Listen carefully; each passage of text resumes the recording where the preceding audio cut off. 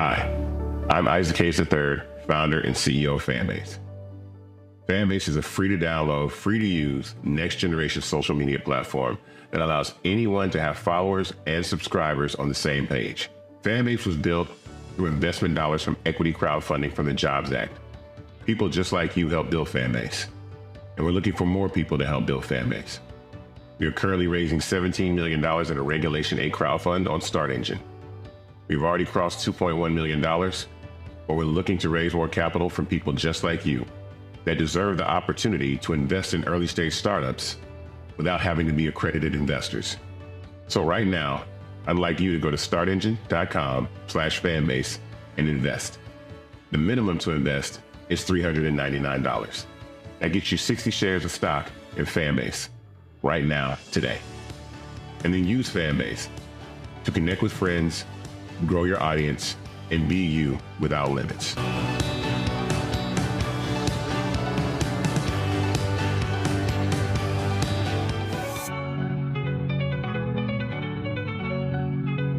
Black Star Network is here. Hold no punches. I'm real revolutionary right now. Support this man, Black Media. He makes sure that our stories are told. Thank you for being the voice of Black America, Roland. Stay black. I love y'all. All momentum we have now, we have to keep this going. The video looks phenomenal. See, there's a difference between Black Star Network and Black-owned media and something like CNN. You can't be Black-owned media and be scared. It's time to be smart. Bring your eyeballs home. You dig?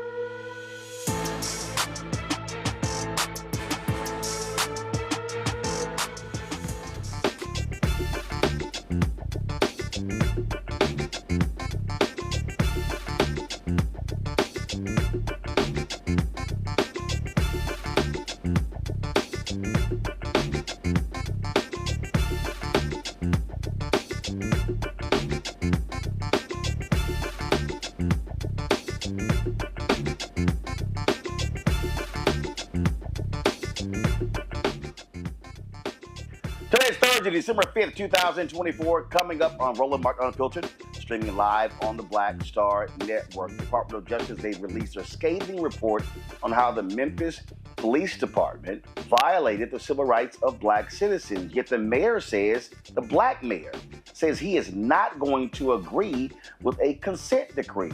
I'll talk to a man who says consent decrees are ineffective and a waste of taxpayer dollars, and others say that the mayor said something different when he was running for mayor as opposed to where he is now. We'll also talk to a tech expert about U.S. law enforcement officials urging folks with iPhones and Androids to use encrypted apps amid threats of unprecedented cyberattack from China. In tonight's edition of the Crockett Chronicles, Texas Congresswoman Jasmine Crockett blames Republicans for manipulating the census to favor congressional seats in her home state. Folks, there's a lot to be going to talk about. Let's get this thing going. It's time to bring the funk. I'm Roland Martin Unfiltered on the Black Star Network. Let's go. He's got it. Whatever the miss, he's on it. Whatever it is, he's got the scoop, the fact, the find. And when it breaks, he's right on time and it's rolling. Best believe he's knowing. Putting it down from sports to news to politics. With entertainment just for kicks, he's rolling. It's on go, roll, y'all. It's Roland Martin, rolling with Roland now. He's funk, he's fresh, he's real, the best, you know he's Roland Martin now.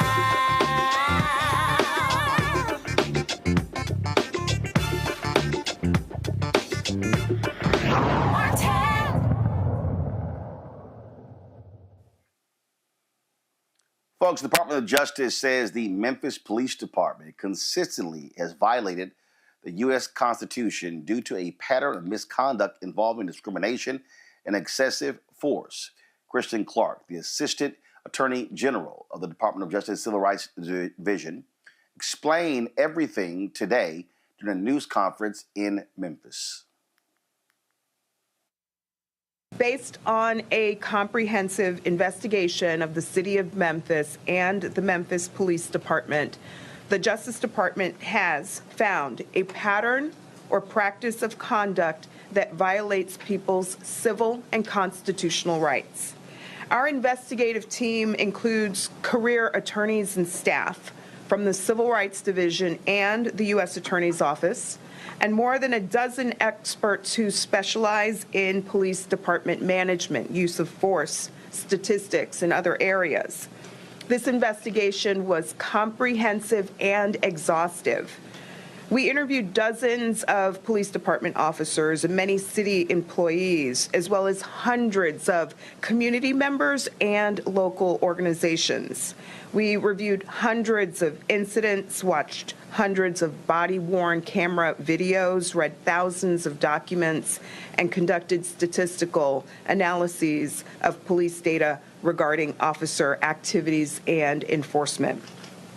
Based on this investigation, we found that the police in Memphis use excessive force, that they stop, search, and arrest people unlawfully, that their policies have a discriminatory effect on Black people, and that they discriminate against people with behavioral health disabilities. Furthermore, we are also concerned that MPD officers unnecessarily escalate encounters with some of the most vulnerable members of this community, its children. Many dedicated police officers in Memphis regularly risk their lives to keep people safe and to protect their rights. The practices I described, however, violate the Constitution and federal law. They harm and demean people, and they promote distrust, undermining the fundamental safety mission of a police department. The city and police department can and must correct these issues. First, the police department must stop using excessive force. Officers often make tough choices in stressful circumstances, but in Memphis, we have found that officers often use unwarranted, serious force in response to low-level violations or traffic offenses. For example, officers tackled a man and held him down by his neck for littering in a park. Officers routinely punish people who flee or don't immediately follow directions. Second, the police department must end unlawful stops, searches, and arrests. Without reasonable suspicion or probable cause to believe the people they stop have contraband or are dangerous or are a flight risk, officers often frisk, search, handcuff, or hold them. For example, police detained a Black man outside of a dollar store and struck him in the leg with a baton and pepper sprayed him in the face. Dollar stores in the area had seen a spate of robberies, but police had no reason to suspect that this man had anything to do with them. Further, without evidence that someone's car contains drugs or weapons, officers often tow and impound the vehicles. Third, the police department must stop policies that have a disproportionate effect on Black people in this community. We uncovered racial disparities that cannot be explained by differences in driving behavior. We found that MPD cites or arrests Black adults for marijuana possession at 5.2 times the rate of white adults, based on data from 2018 to 2023. Police cite Black drivers for equipment violations like tinted windows at several times the rate of white drivers. And between 2018 and 2023, they arrested 121 Black children for disorderly conduct compared to just one child during that time period. Fourth, the city and the police department must stop discriminating in their response to people with behavioral health disabilities. When someone in Memphis calls 911 for a medical emergency, medical professionals respond. But if someone calls 911 for a behavioral health emergency, the police respond, even when there is no evident safety risk. One woman encountered police officers 169 times over 5 years. In nearly 95% of these encounters, there were no criminal charges. Instead, police brought her to hospital care. Crisis intervention teams began in Memphis with officers specifically trained in responding to behavioral health calls. Nevertheless, we found that even these officers still used force without justification and without first trying to resolve situations peacefully. One crisis team member acquired the nickname Taserface for his inordinate use of the tool. These team members routinely escalated encounters and used unnecessary force against people with behavioral disabilities, even children. Crisis intervention officers taunted, threatened, and used force against an 8-year-old boy with a history of mental health treatment. Children often suffer harsh treatment from the Memphis Police Department. Officers approach kids aggressively, they use profane language with them, and inflict needless, unreasonable force on them. In one especially disturbing case, a 16-year-old black girl called the police to report that she had been assaulted.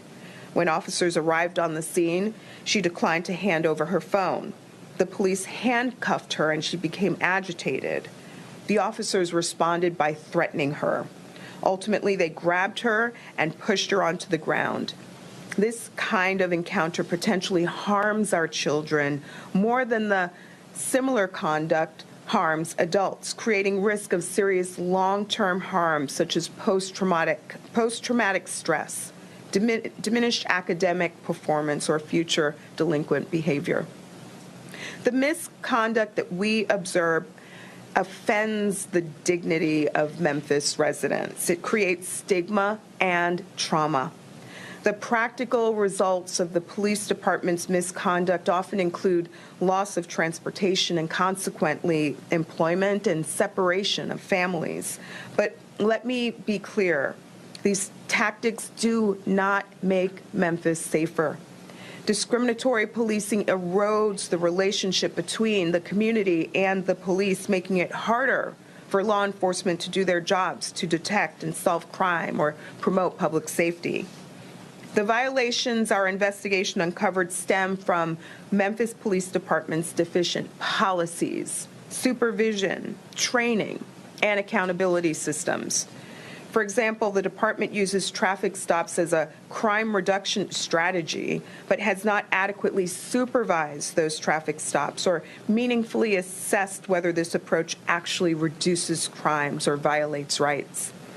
Further, officers lack clear guidance on what they can and cannot do. Supervisors have ignored or excused clear legal violations. The department does not conduct thorough, objective investigations into alleged misconduct.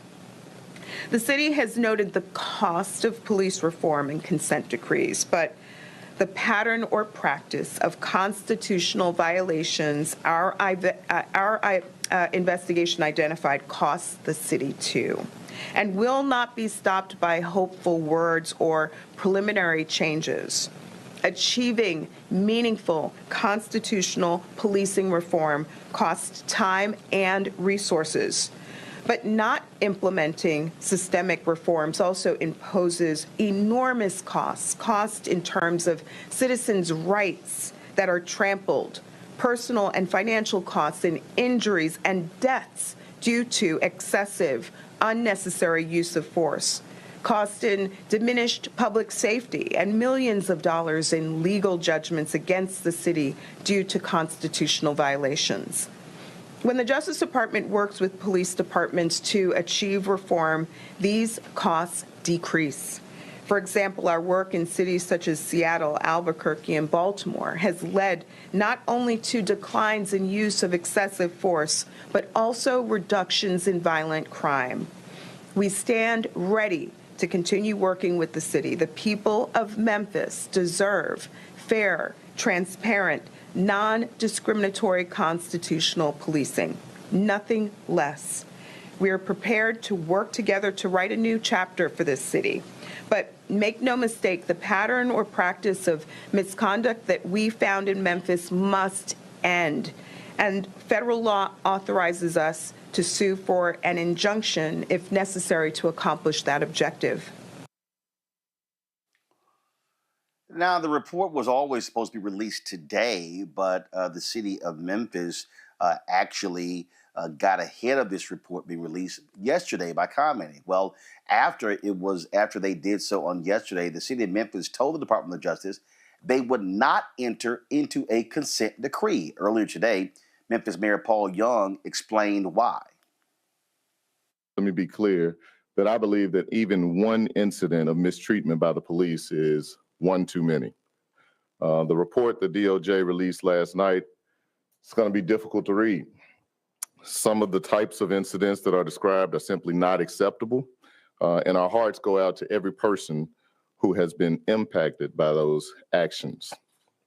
Hear me when I say these things, that policing in Memphis must always be ever evolving, constantly improving, and I'm confident that our team is ready to further the work of creating ongoing change.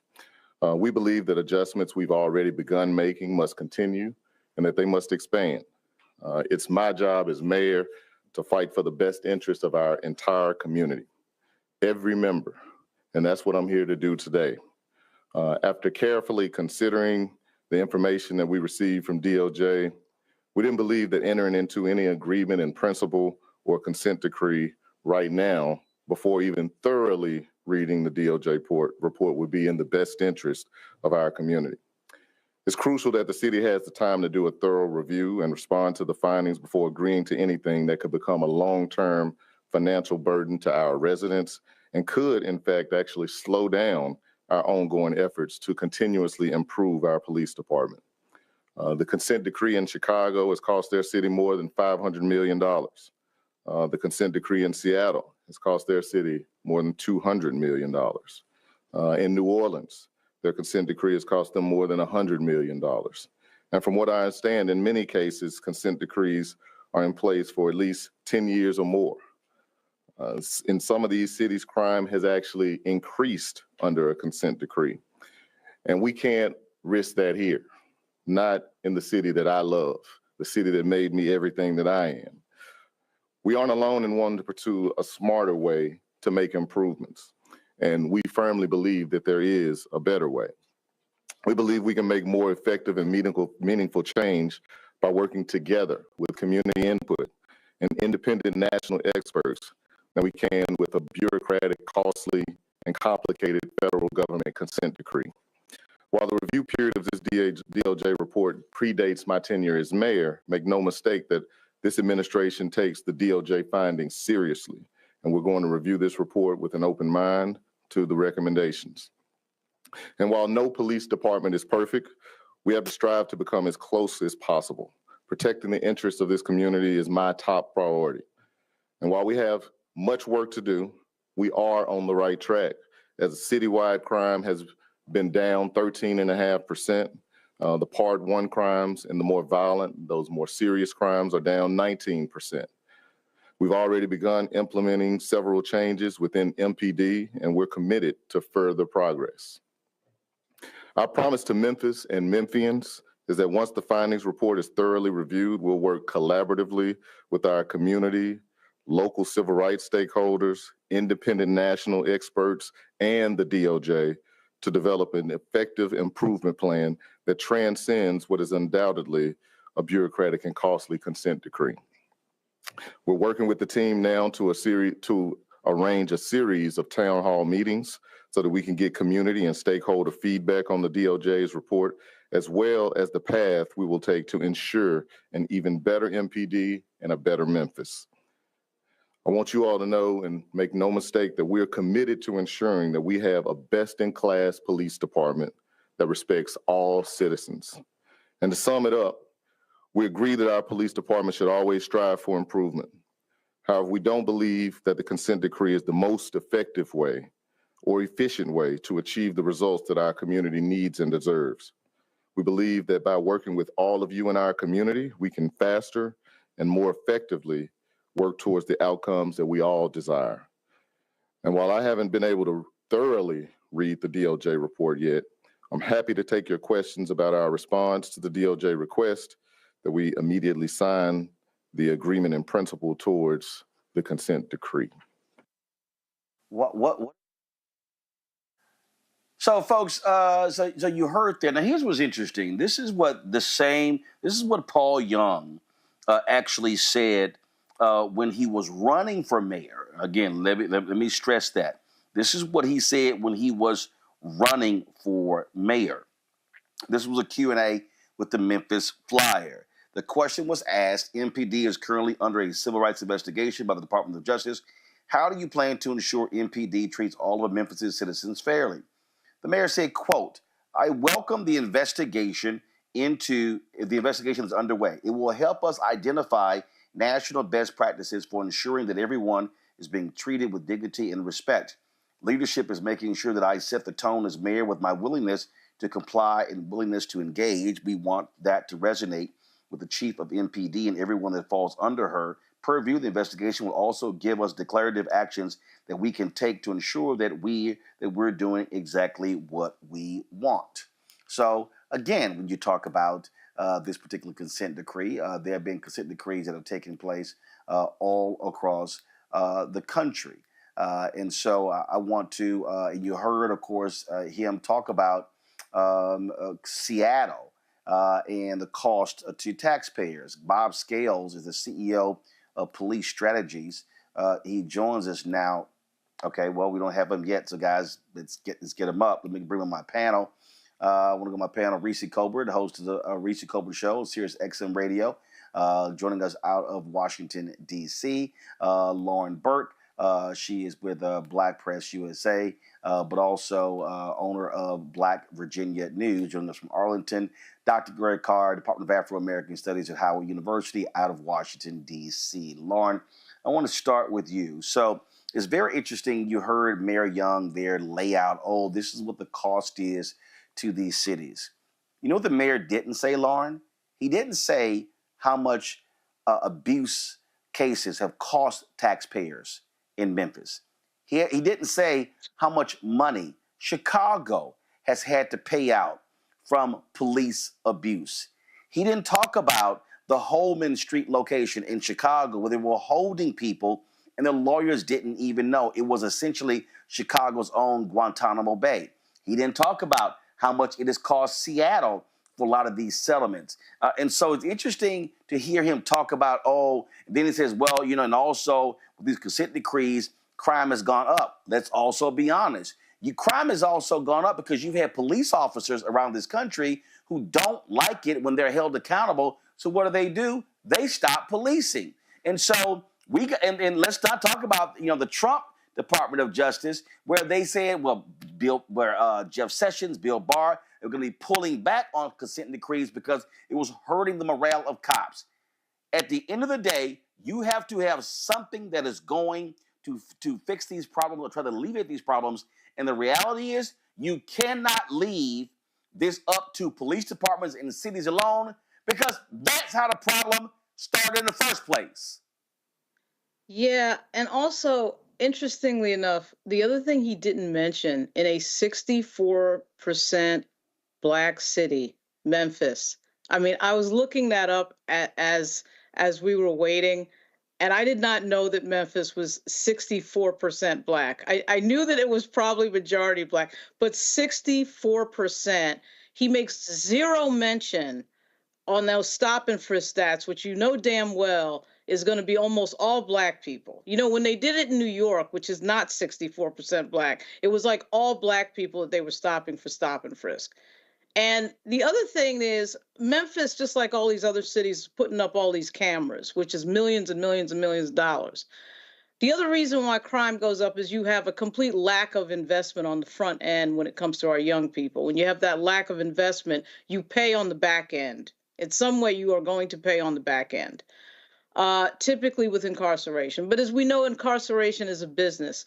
So that little speech that he just gave, that preemptive speech, is the reason why the Democratic Party is in need of a major, major reset, because he, of course, was elected on the with Black voters. He was elected on the back of Black folks. And then he turns around and effectively kisses the ass of the police department, knowing full well that the people who are living with the problems with the police department predominantly are going to be African American. I mean, there's nothing more ironic than that. He's voted into office by Black people, and then he turns around and abandons those voters with regard to policy on this issue. It's outrageous.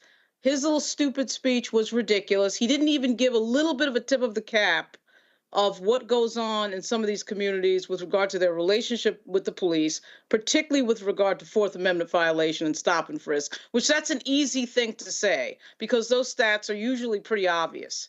I mean, that was outrageous. That was absolutely embarrassing and outrageous. And that's the reason why so many voters get frustrated, not only with the Democratic Party, but specifically Black leadership around this country when you see something like that.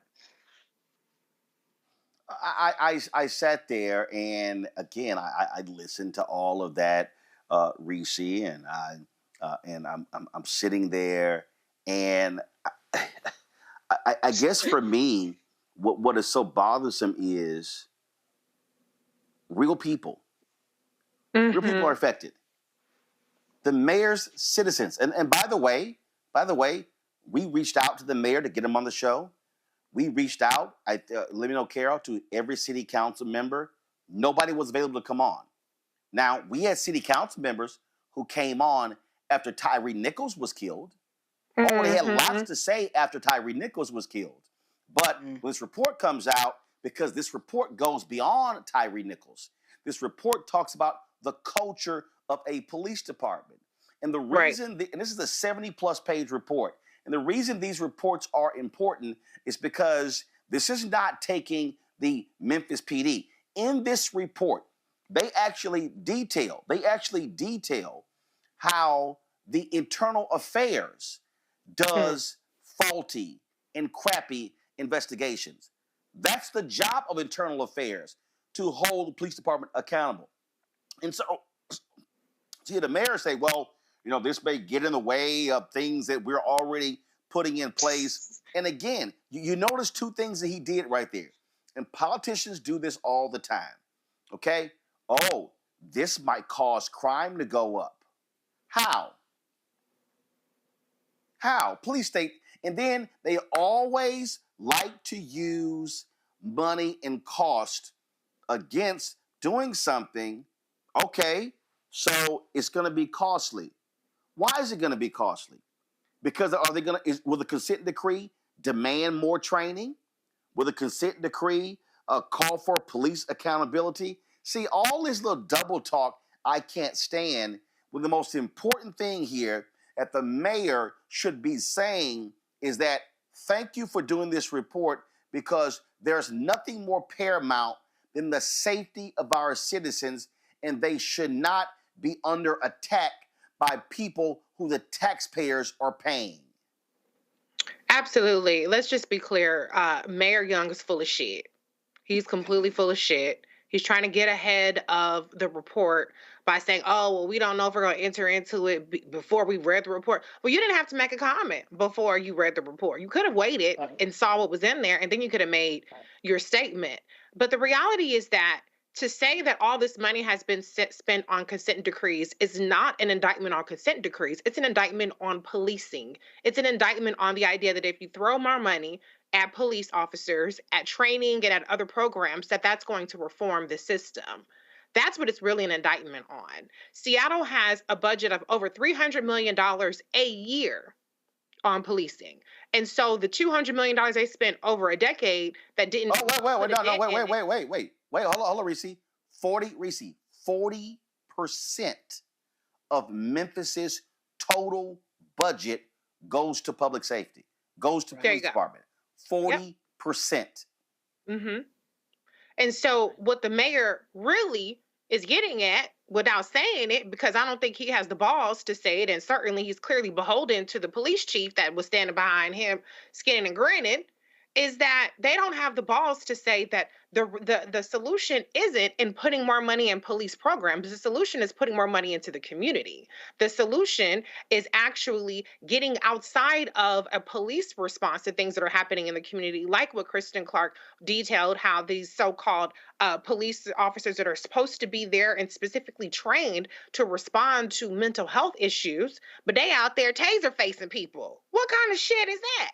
So, to the extent that consent decrees are a problem, it's because consent decrees have the basic premise that police officers can be reformed, that police departments can be reformed, that there is a degree of oversight, that there is a degree of programs that could be put in place to govern the police officers who conduct themselves in deplorable manners, who discriminate and wreak havoc on their communities that they're supposed to protect. That's really what there is an indictment of. So they should actually be grateful that these consent decrees are there that help inflate the already bloated police budgets under the false notion that they can be reformed. Clearly, they cannot.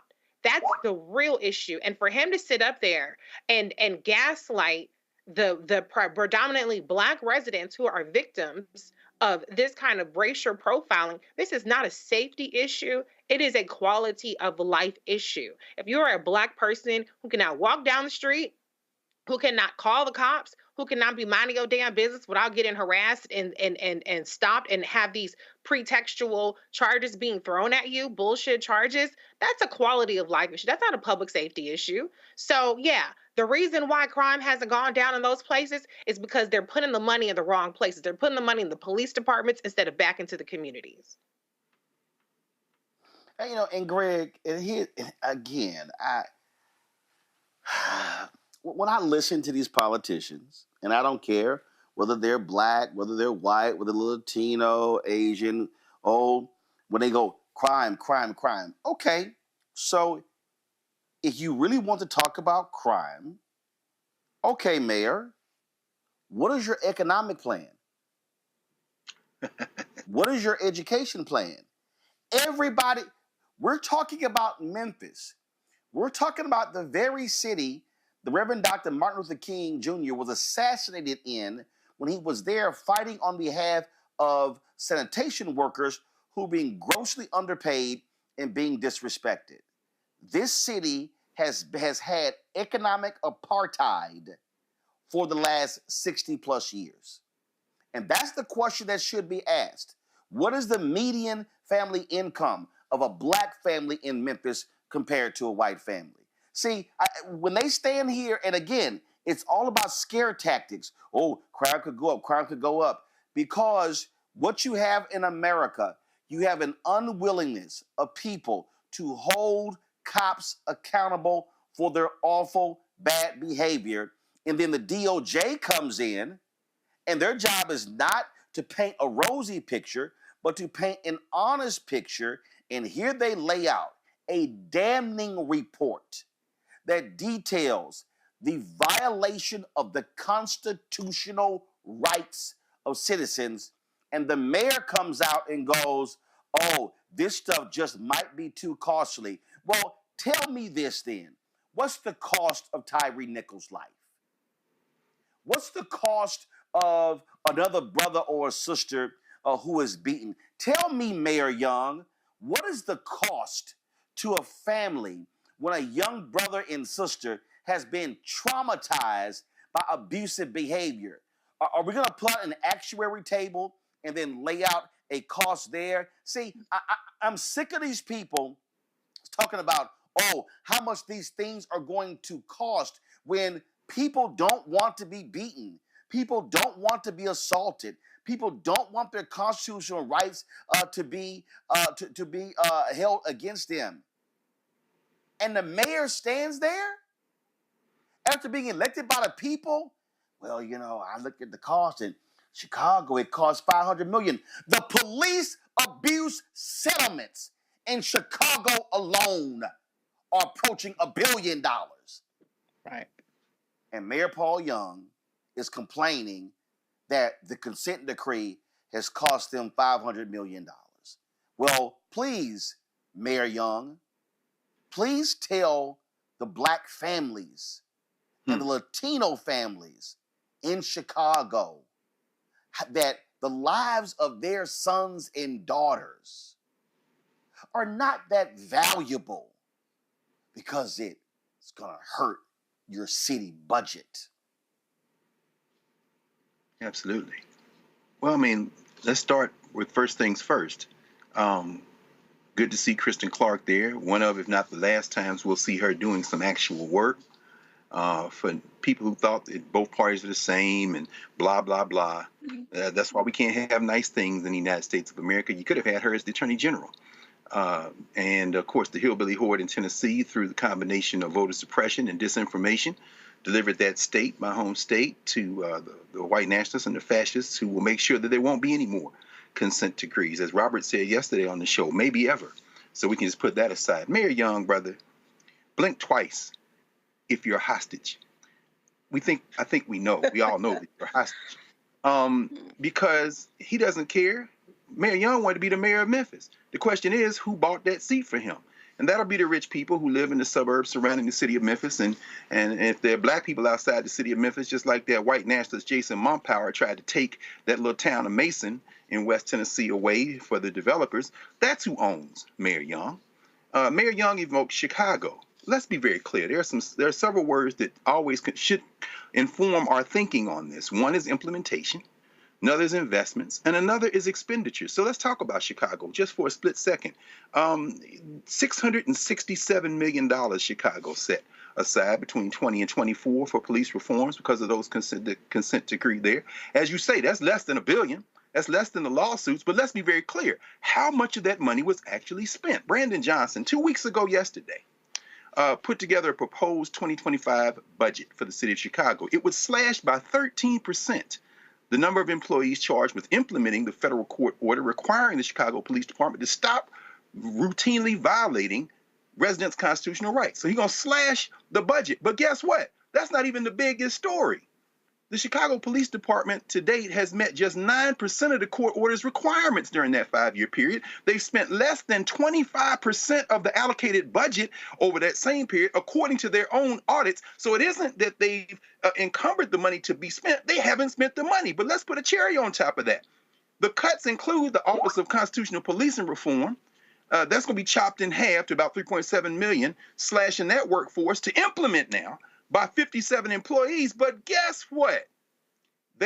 He's proposing, Mayor Johnson is, $194.6 million on top of the money that has been encumbered for 2025. He's going to spend almost $200 million. What? But guess what that number comes up to? It's a 3.2% increase in total spending, but those additional funds will be just enough to cover the cost of employee raises required by the city contract by the Fraternal Order of Police. Mayor Young, blink twice if you're being held hostage by the damn police union. Not only have they not spent the money in the consent decrees, to the degree that they're increasing budget for the police department is going to raise this because of that funky-ass police union. These paddle rollers are out of control. Not enough people are voting to put politicians. Politicians not your friend. We could reach into Mayor Young's guts, pull him inside out, and make him do what we wanted if enough people got involved in the political process. There's enough blame to go around in this, but I don't blame Mayor Young. He's just a hostage, and he's just a politician. And he's going to say whatever he needs to do to keep his job. We don't know whether consent decrees work or not because the money for implementation hasn't been spent. That is always the issue there. All right, we're going to go to a break. We come back. We're going to talk to a guest who says that, in his opinion, consent decrees don't work. Well, let's find out why. You're watching Roland Martin Unfiltered on the Black Star Network, live from the Bay Area. Back in a moment. On the next Get Wealthy with me, Deborah Owens, America's Wealth Coach, Black Americans have 1/10 the wealth of their white counterparts. But how did we get here? It's a huge gap. Well, that's why we need to know the history and what we need to do to turn our income into wealth. Financial author and journalist Rodney Brooks joins us to tell us exactly what we need to do to achieve financial success. You can't talk about why we are, as Black people, where we are, unless you talk about how we got here. Bridging the Gap and Getting Wealthy, only on Black Star Network.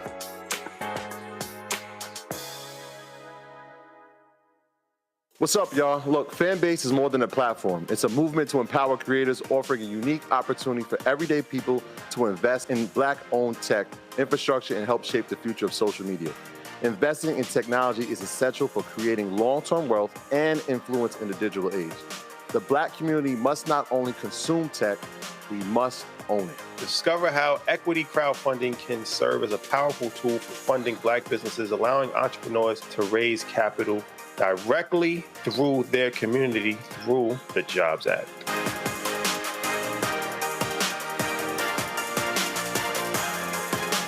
Now streaming on the Black Star Network.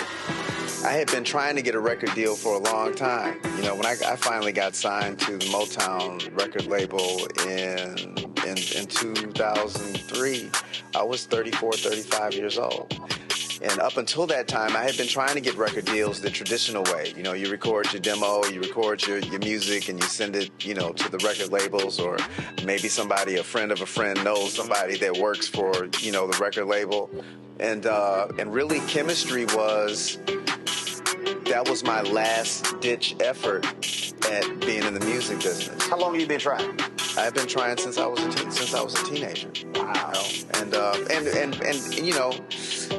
And I'm grateful that it didn't. I'm grateful that it happened when it happened, because I wasn't prepared, you know, as a teenager to embrace all that comes with a career in the music industry.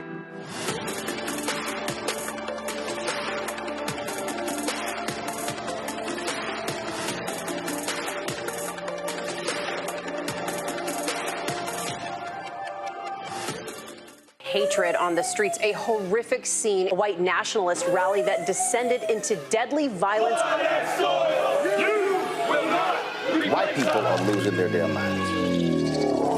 As an angry pro-Trump mob storms the U.S. Capitol, we've seen shooting. We're about to see the rise of what I call white minority resistance. We have seen white folks in this country who simply cannot tolerate Black folks voting. I think what we're seeing is the inevitable result of violent denial. This is part of American history. Every time that people of color have made progress, whether real or symbolic, there has been what Carol Anderson at Emory University calls white rage as a backlash. This is the rise of the Proud Boys and the Boogaloo Boys. America, there's going to be more of this. Here's all the Proud Boys, Dave. This country is getting increasingly racist in its behaviors and its attitudes because of the fear of white people. The fear that they're taking our jobs, they're taking our resources, they're taking our women. This is white fear.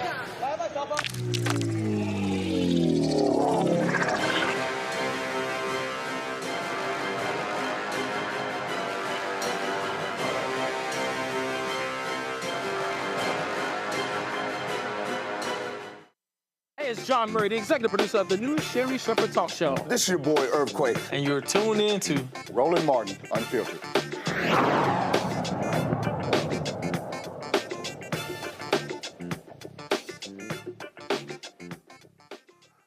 Well, folks, you heard Memphis Mayor Paul Young mention Seattle and their consent decree. My next guest was in Seattle when that was going down. Bob Scales is CEO of Police Strategies. He joins us now from Seattle. Bob, first of all, what is Police Strategies?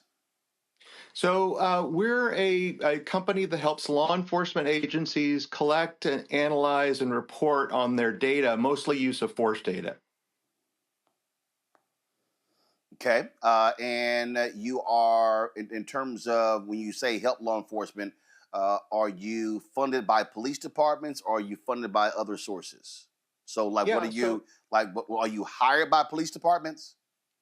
Yeah, so one of the big problems we have is that there is no national and very few statewide use of force databases.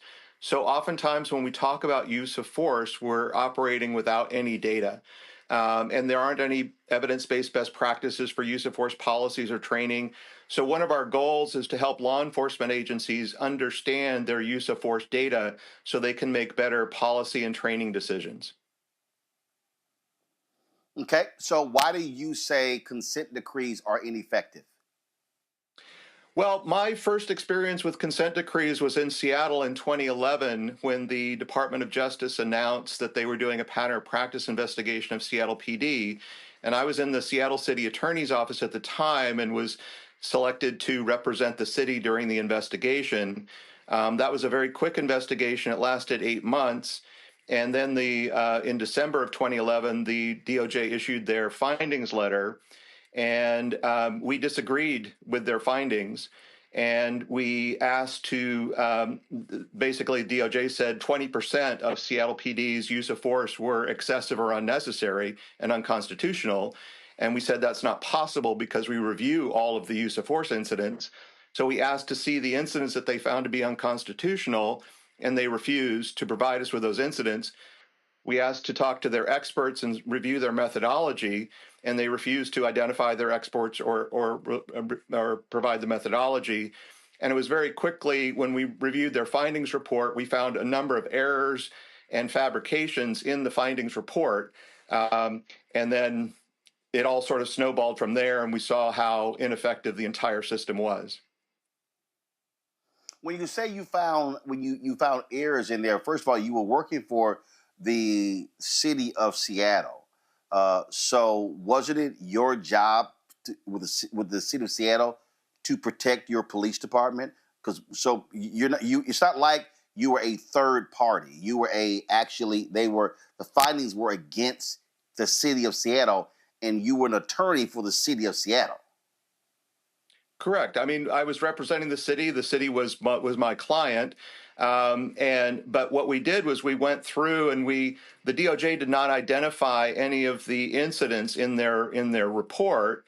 However, we were able to identify the fact patterns and match them up with actual police incidents. And what we found was that the way that the DOJ characterized these incidents was they either added information, they left out important information, or they just reached incorrect conclusions about what happened. And the DOJ never actually provided us with any evidence. We had to piece it together ourselves. So it's not a matter of did we interpret it differently than the DOJ? The DOJ put in factual information that was inaccurate. But you say consent decrees don't work, but you're only speaking about what happened in Seattle. Do you have any other experience with other cities and consent decrees? Yeah, so after when Seattle, the mayor decided to sign the consent decree about 6 months after the findings, or 8 months after the findings, and the mayor appointed me to be the compliance coordinator to oversee the reforms in the department, and I did that for about 2 years. And so I got a good sense of how the monitors work, how DOJ works, how federal judges work. And I've also spoken with most of the current cities from people in the department or in the city, most of the current cities that are currently under consent decrees. And I started sort of speaking out in social media, particularly on LinkedIn, about consent decrees because I saw the same problems happening in Seattle, happening in every single other city that was under a consent decree. Okay, but when you say the same problems, there have been other cities, other leaders that have actually welcomed these consent decrees. When Donald Trump, under his DOJ, Jeff Sessions, when they came in, they tried to stop the consent decree in Baltimore, and the city of Baltimore disagreed with them and said no, they wanted to move forward as well. And so, if you don't have the Department of Justice doing what they do, how do you then get to the point of fixing the problem? Because citizens are being abused, citizens are being beaten, and in fact, these cities are paying out. We're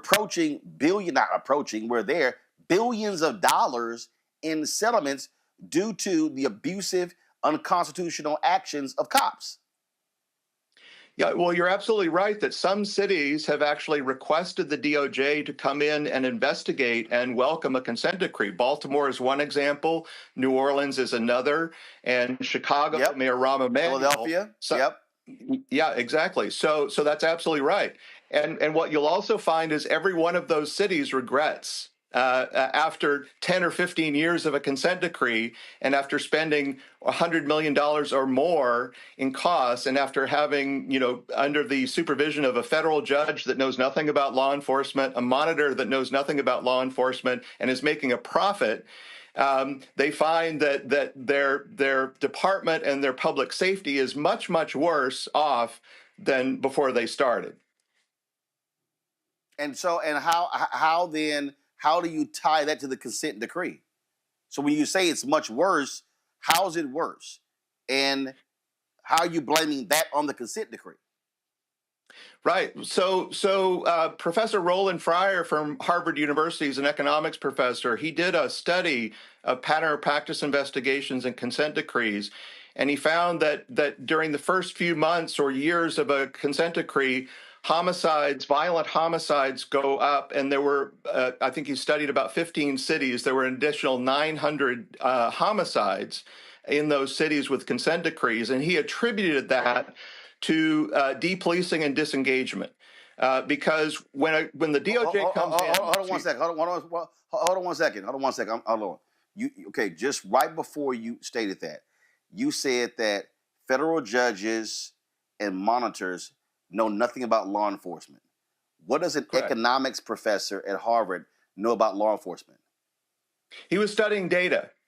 He wasn't trying to manage departments. He was studying data and using statistical techniques to determine that the violent crime and homicide levels went up after a pattern of practice investigation, and he attributed that to the depolicing and disengagement effect. Because when the DOJ comes in, what they're telling officers is, we don't want you to make stops, we don't want you to make arrests, we don't want you to use force, we don't want you to get complaints, and the only way that the officers can comply is to basically disengage and not do any proactive policing and only respond to 911 calls. And that's what happens in every single city that is under investigation and goes into a consent decree, is you have this massive drop in arrests and an increase in crime.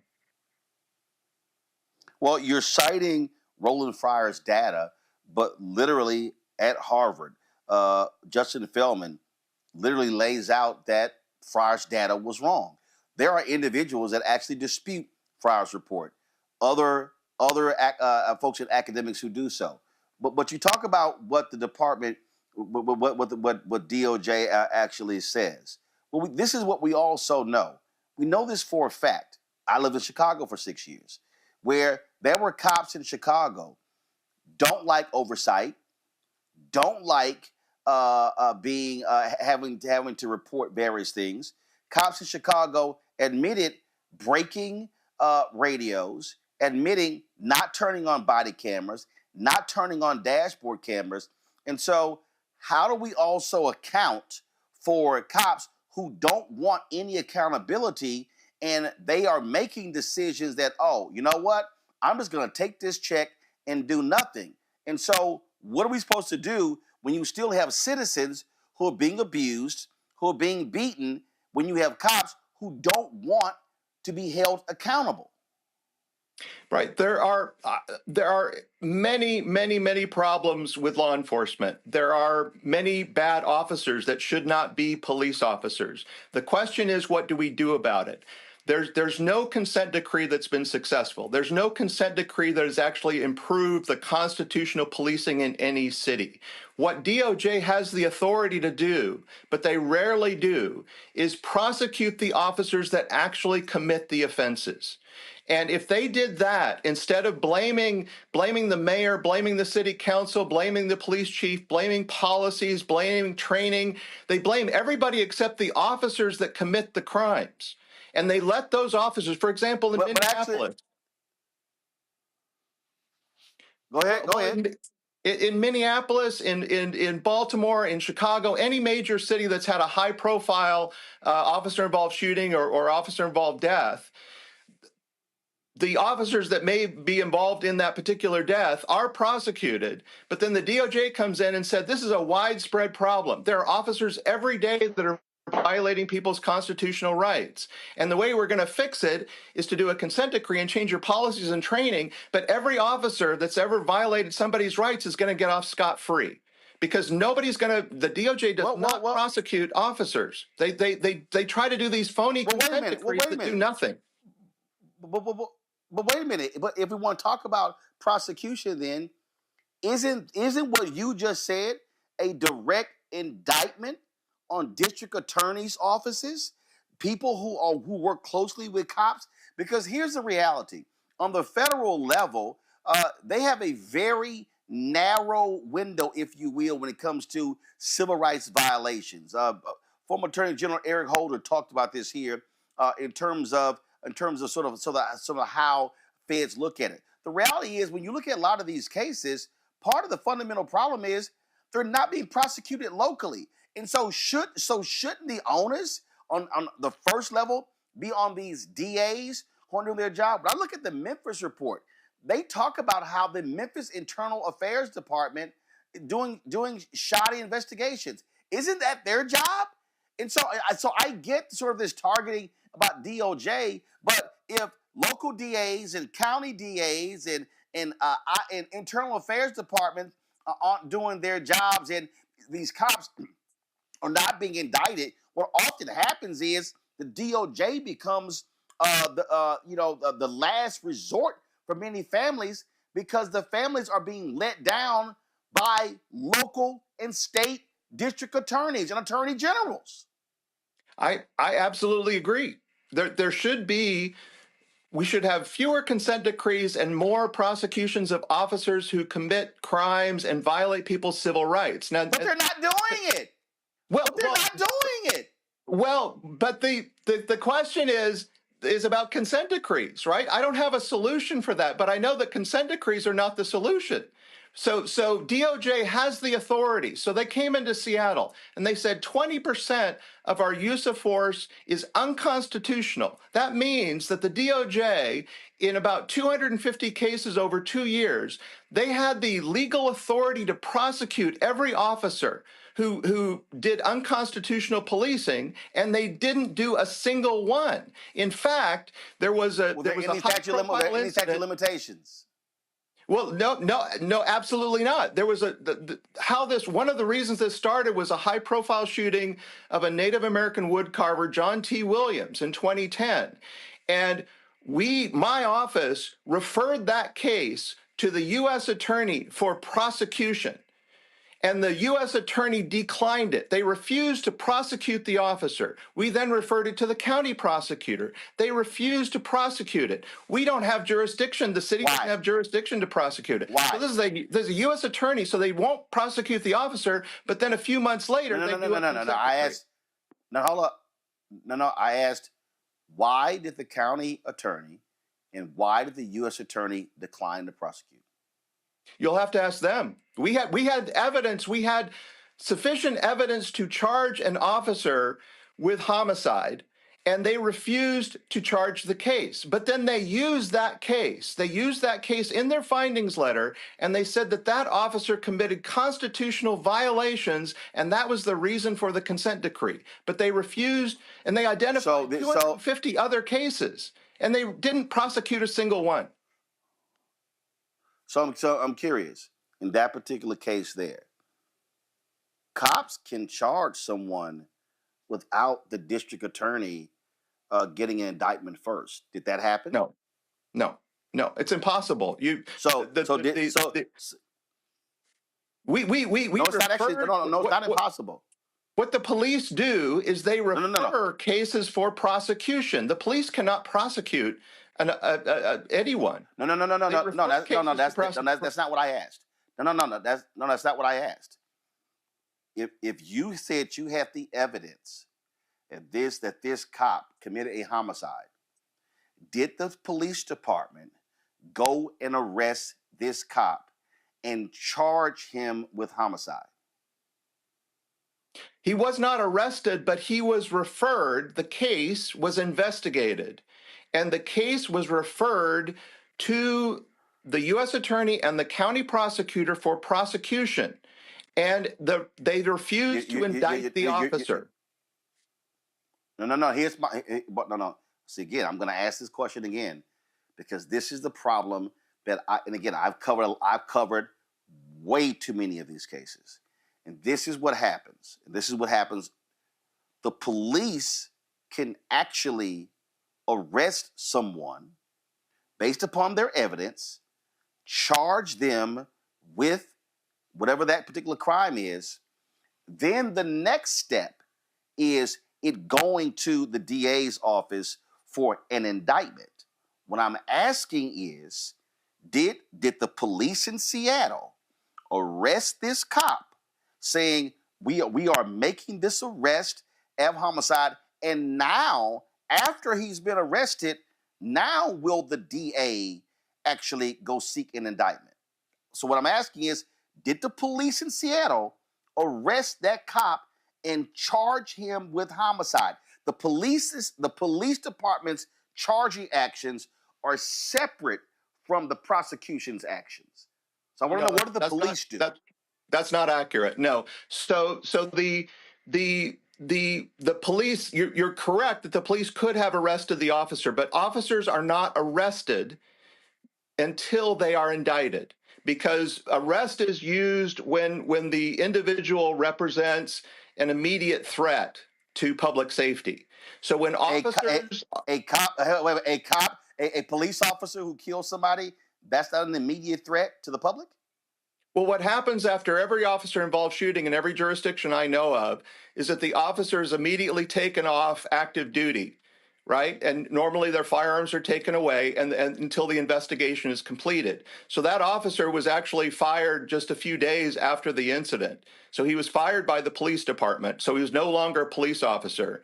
But the issue is not whether he was arrested or not. The issue is, and the police cannot charge anyone. All they can do is refer a case for charging. Only the district attorney or the U.S. attorney can file charges.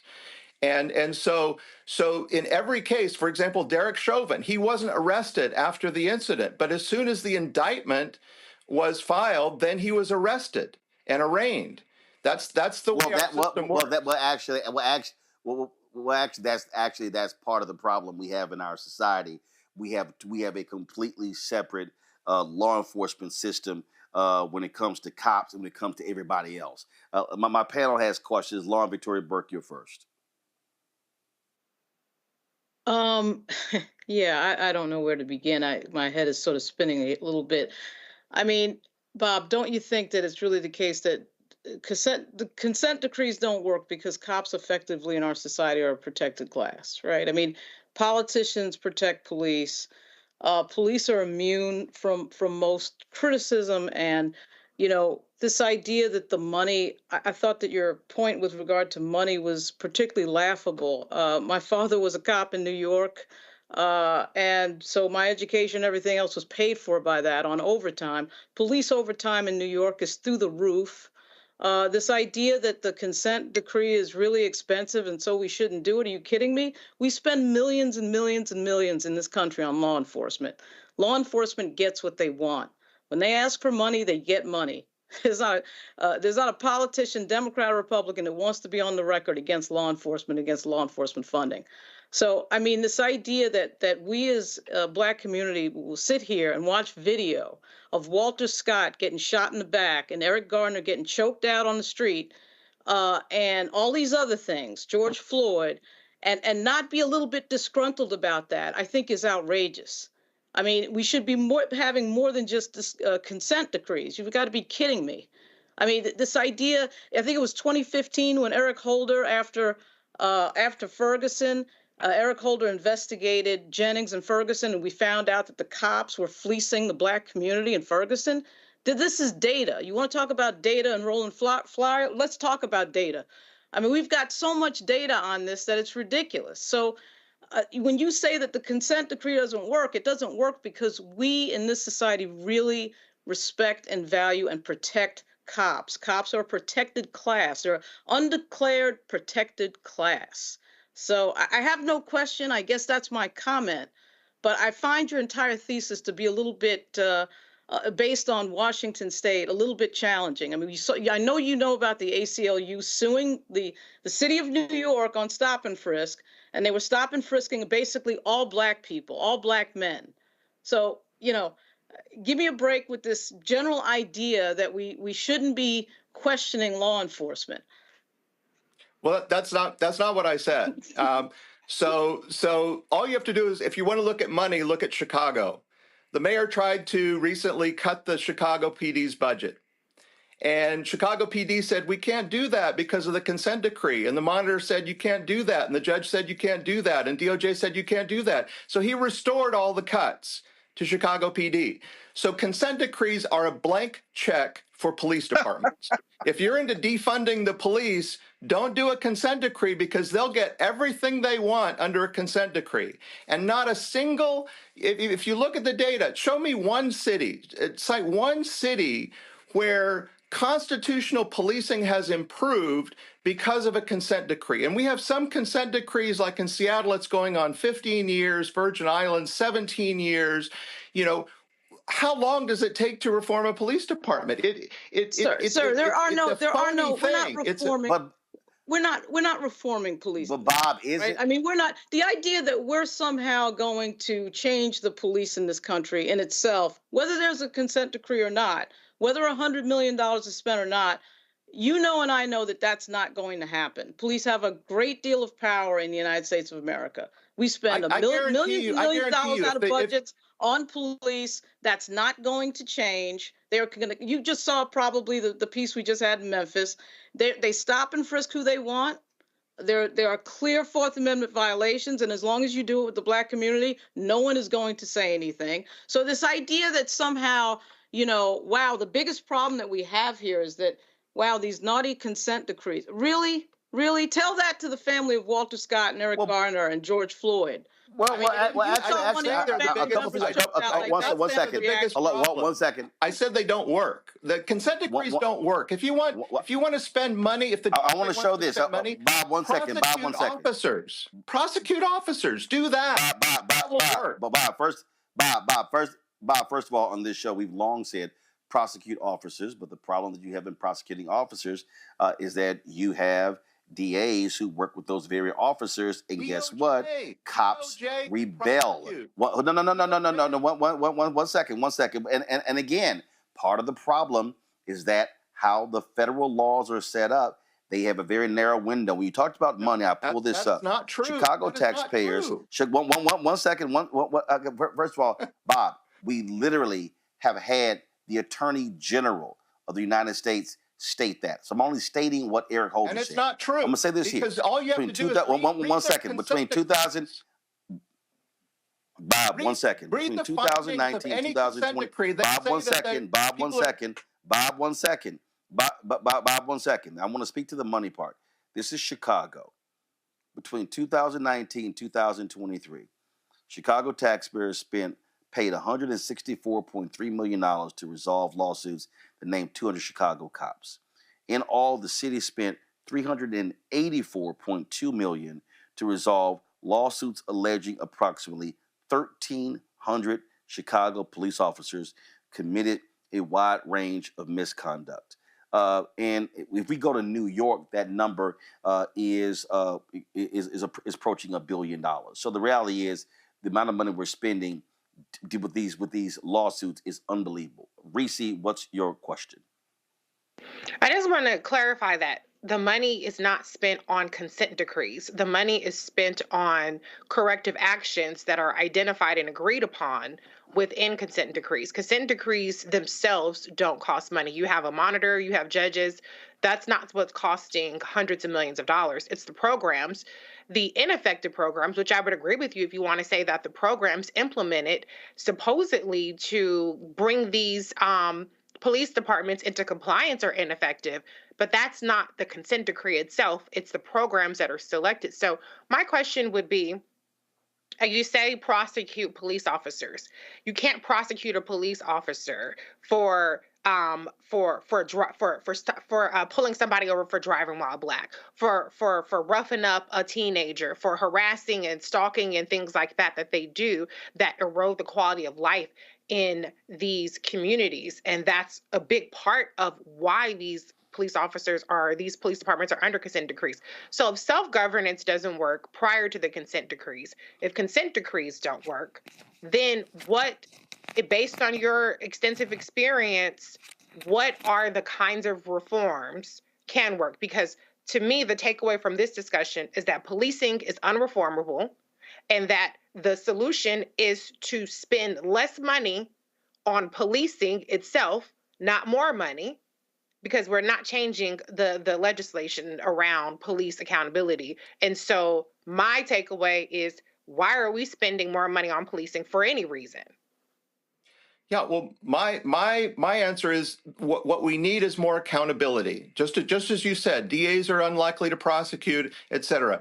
The consent decrees do not provide any accountability, and monitors are paid millions of dollars by local taxpayers for writing reports and telling police departments what they're doing wrong.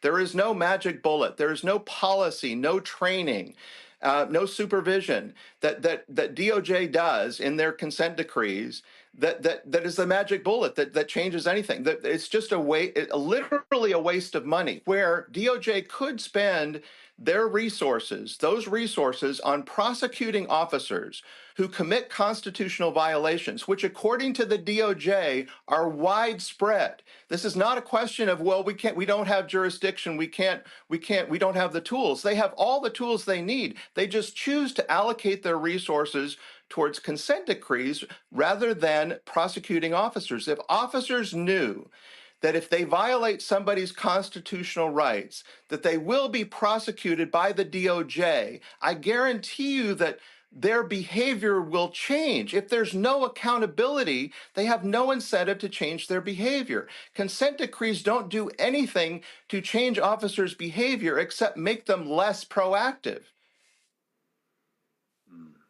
Greg Carr. Thank you, Roland, and thank you, Mrs. Scales. I think we could all agree. I think we could all agree that prosecuting police officers is a good thing, and they should be prosecuted the hell out of. We should break their backs politically with prosecutions. We all know that's not about to happen, at least for the next 4 years, and probably never. As Lauren would say, the police are a rogue element, and they're patty rollers. They've been that way since the day of enslavement. My question, you said, you asked the question, what do we do about it? That would seem to be the most effective short-term strategy. And I'm glad you brought up Chicago. We talked about that a minute ago. And indeed, the mayor did have to restore that money. And of that, almost $200 million he's proposed in terms of an increase in 2025. That just about matches the 3.2% increase in just enough to cover the cost of employee raises required by the funky fraternal order of police. So as you said, you had to restore that, but it's going to their pockets, not going to any reform. And in fact, he fired the guy who was over what was it named? The Office of Constitutional Policing and Reform, Bob Boyk. The police chief fired him because he was responsible for implementing the consent decree. But he fired the guy for saying that you can't move that money from enforcing the consent decree over to putting more cops on the street, which is exactly what he did. But I know you know all this. My question, and I just want to say one more thing before I ask the question about Ronald Fryer, who we both know. I'm going to set aside the deeply controversial nature of his tenure at Harvard University. He just got reinstated to classroom in 2021 because I don't think that's related to the critiques of his research methodology. I think the paper, I don't know if the paper you're referring to is one he did back in the summer of 2020 for the National Bureau of Economic Research, which was questions in terms of his methodology by economists at the University of Chicago, who said that, there was probably some form of selection bias in his assertion that Black people and Latinos are no more likely to be shot by the police than white people. That's one of the more controversial things that Fryer has said over the years. And his response was, well, my data is taken from 911 calls. Well, this is a Black man who doesn't understand that Black people are wary to call the damn 911 because the police show up, they may shoot them. But we're going to set all that aside. My question is this. because you asked what are we going to do about it. And I agree with you. Prosecute the hell out of these cops, even though they're not going to be prosecuted. My question is, are you aware of any consent decree, whether it be there in Washington State or Chicago or any of the five, I think Fryer referred to them in his area as viral incident sites, Baltimore, Chicago. You know, he's talking about Laquan McDonald and Freddie Gray in Baltimore. And he distinguished that from the 22 so-called non-viral sites where he says you see crime going up because, as Roland said, the police just stopped going out there. Are you aware of any city, including the one you work the closest with, where consent decrees have actually been implemented by taking financial resources and putting them where the consent decree says they need to be put, as opposed to taking the money and either not spending it? Remember, 25%, only about a quarter, less than a quarter of the Chicago budget that was allocated for consent decrees was ever spent on consent decrees. Are you aware of any city, the one you study closest, that where that money was actually put someplace other than money given more to the damn police to shooting us in the first place? Yeah, I mean that's an excellent point. Is that consent decrees are not funded by the federal government, right? They're funded by local taxpayers. The monitors are not paid by DOJ. The monitors are paid by local taxpayers. All that money is taken from other services that cities provide, and it goes directly to the police department. And so essentially mayors and city councils lose control of their budgets, because the monitor and DOJ and the federal judge will dictate what the city must spend on policing.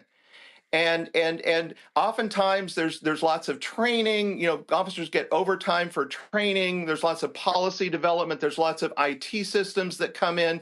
I mean, it is a gravy train for police departments. And meanwhile, other city services, particularly in areas, you know, that desperately need it, you know, go down. And just another point about the Roland Fryer. I mean, I understand there's always, I mean, I do this sort of for a living, and people always argue with my findings and my data and so forth. The thing that I really like about Roland Fryer's papers is that it really does confirm everything that I saw that happened in Seattle. In Seattle, when the DOJ came in, we saw nonviolent misdemeanors, arrests for nonviolent misdemeanors drop by about 90%. So things like in the park after dark and loitering, and some people might say that, well, that's a great thing. We don't want police doing that.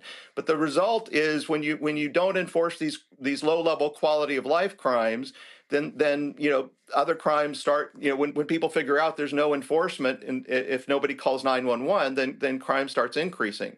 And I also, you know, knew firsthand all these officers who told me personally, I'm not going to do anything while the DOJ is here, right? I'm just going to sit in my car, wait for a 911 call. And you can't, there's no way to force officers to be proactive. And so the morale, I mean, it just makes, and then it becomes this division between the community and the police. I mean, it just goes on and on and on. And you can't, certainly there's a reason why Roland Fryer and, what's the boy name? Glenn Lowry. There's a reason why they're darlings of the right. These are two Negroes who you can take their work and use it to basically it's confirmation bias. First of all, there's already a division between the police and black people. That division was there from the beginning of the police. But my direct question was, are you aware of any city, including the one you worked in, where the policy-making recommendations of the consent decrees were actually implemented? You just said yourself that once you get that money to the local money is given to police, they do whatever the hell they want. And in Chicago, they spending it on raises because they got the damn police union that got them by the throat. Are you aware of any city, including the one you work in, where those recommendations, the dollars went to fulfill those recommendations? Oh, absolutely. They do. And the reason but just to your point, the reason that consent decrees go on for so long is because of just what you said, right? It starts out, a consent decree will start out on paper, you do these 10 things. But by the end, it's like the monitor and the judge and DOJ want 100 things. And the money, you know, you've got union contracts, et cetera. The money goes other places and so forth. So that there's, almost 20 years were going on in some agencies under a consent decree, and they're still not quote unquote reformed yet.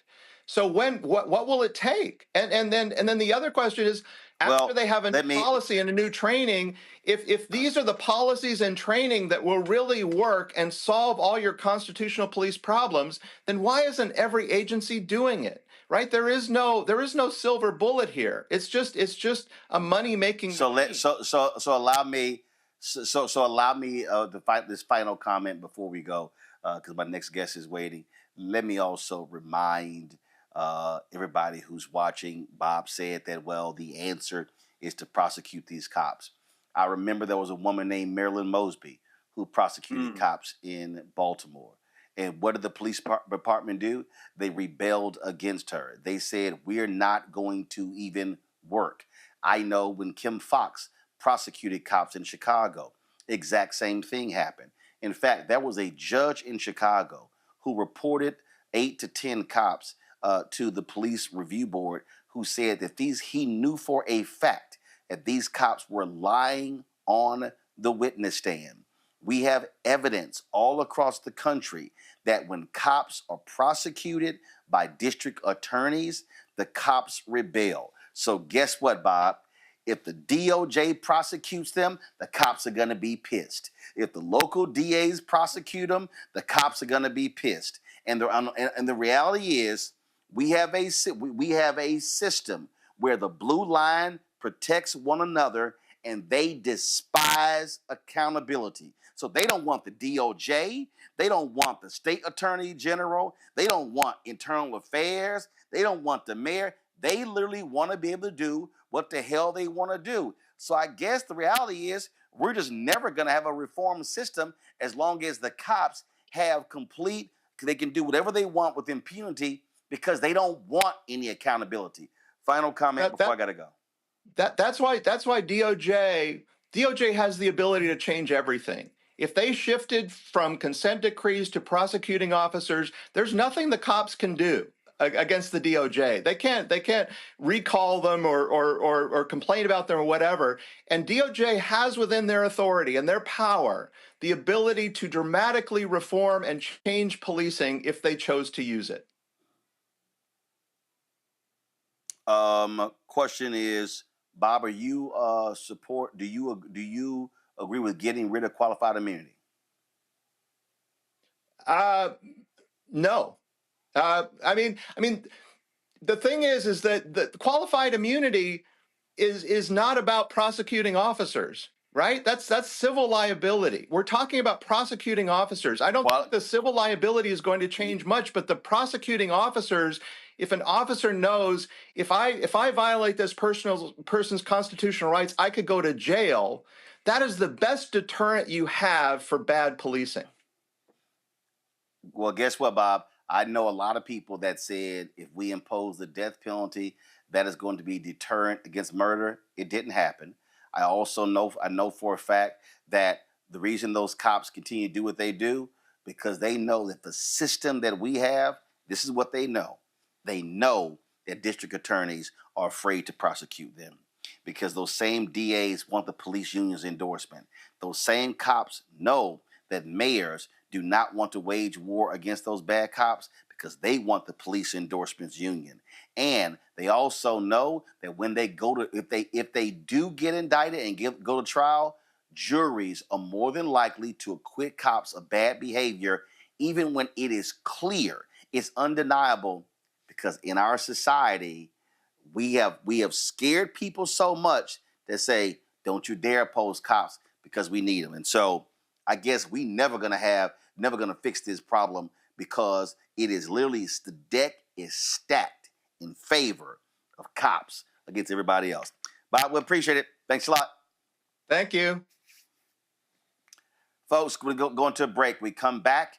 We're going to talk about why is the FBI telling people if you have an Android or an iPhone, you should be using encrypted apps and not sending text messages. We'll have that for you. Next, Roland Martin Unfiltered on the Black Star Network.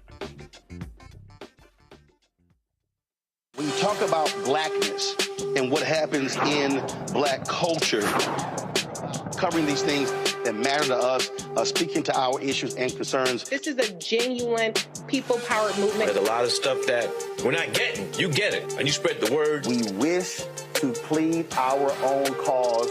Too long have others spoken for us. We cannot tell our own story if we can't pay for it. This is about covering us. Invest in Black-owned media. Your dollars matter. We don't have to keep asking them to cover our stuff. So please support us in what we do, folks. We want to hit 2,000 people, $50 this month, raise $100,000. We're behind 100,000, so we want to hit that. Y'all money makes this possible. Checks and money orders go to P.O. Box 57196, Washington, D.C. 20037-0196. PayPal is R Martin Unfiltered. Venmo is RM Unfiltered. Zelle is Roland at RolandSMartin.com.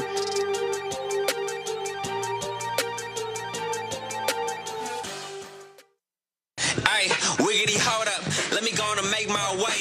It's the Founders Day of my friend A5A. If you ain't know that, yeah, we the first and the oldest. Let me correct that, bruh. We the first and the coldest. When you step on the yard, just know we own this. We built it brick by brick since 1906. Check the history facts and look at what we demonstrated. How we copy anybody. We the ones originated. Taking to school like lean on me. And that's OCCJKMOT. And when you see V, you know we ain't free. We got MLK, WEB. I mean, look at the boy, we gon' be alright. If I named every alpha, we be here all night. You see that black and all gold through them neon lights. If I ask her who she with, she say she want ice. Only time our heads down after singing the hymn. Competition with who? We ain't competing again. If it's something that's stuck and we keeping the win. Cause without us, boy, it wouldn't be no them. Yeah.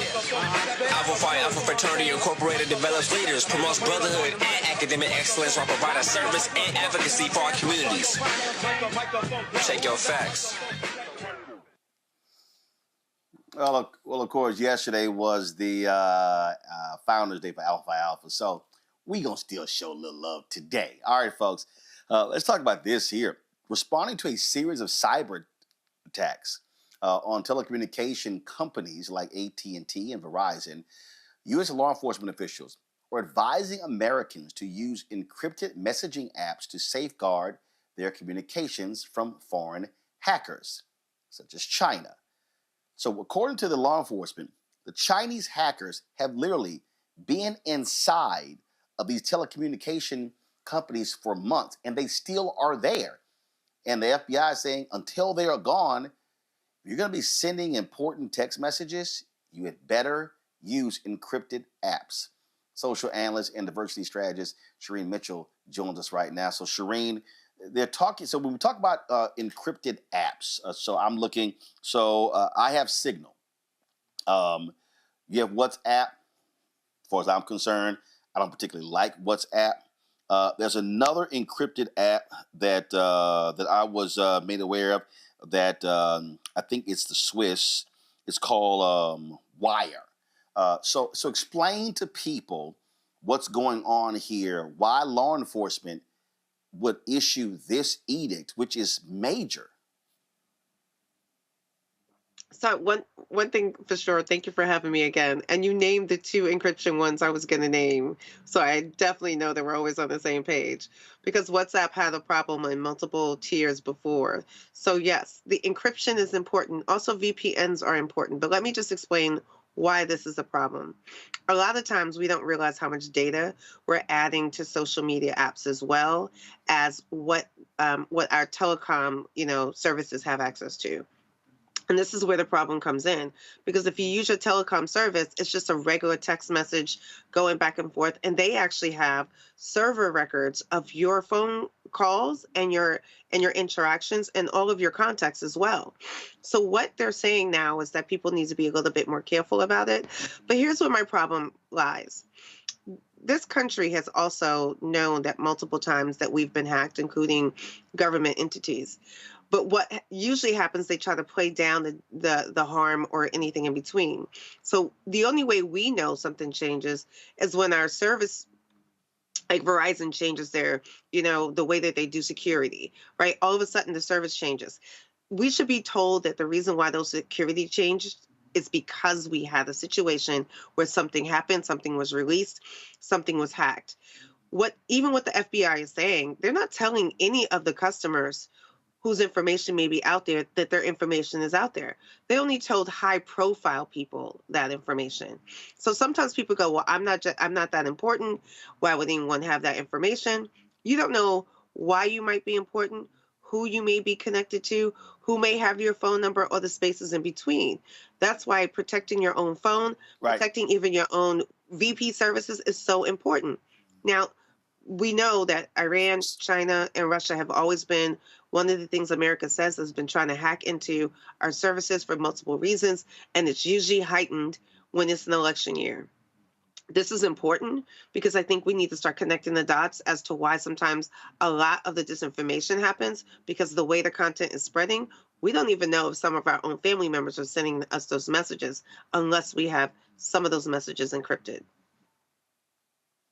So what we're talking about here is, so what they're saying is that, and for people to understand how deep this is, but by them being in these communication companies, they can see the photos, they can see the conversations you're having with people.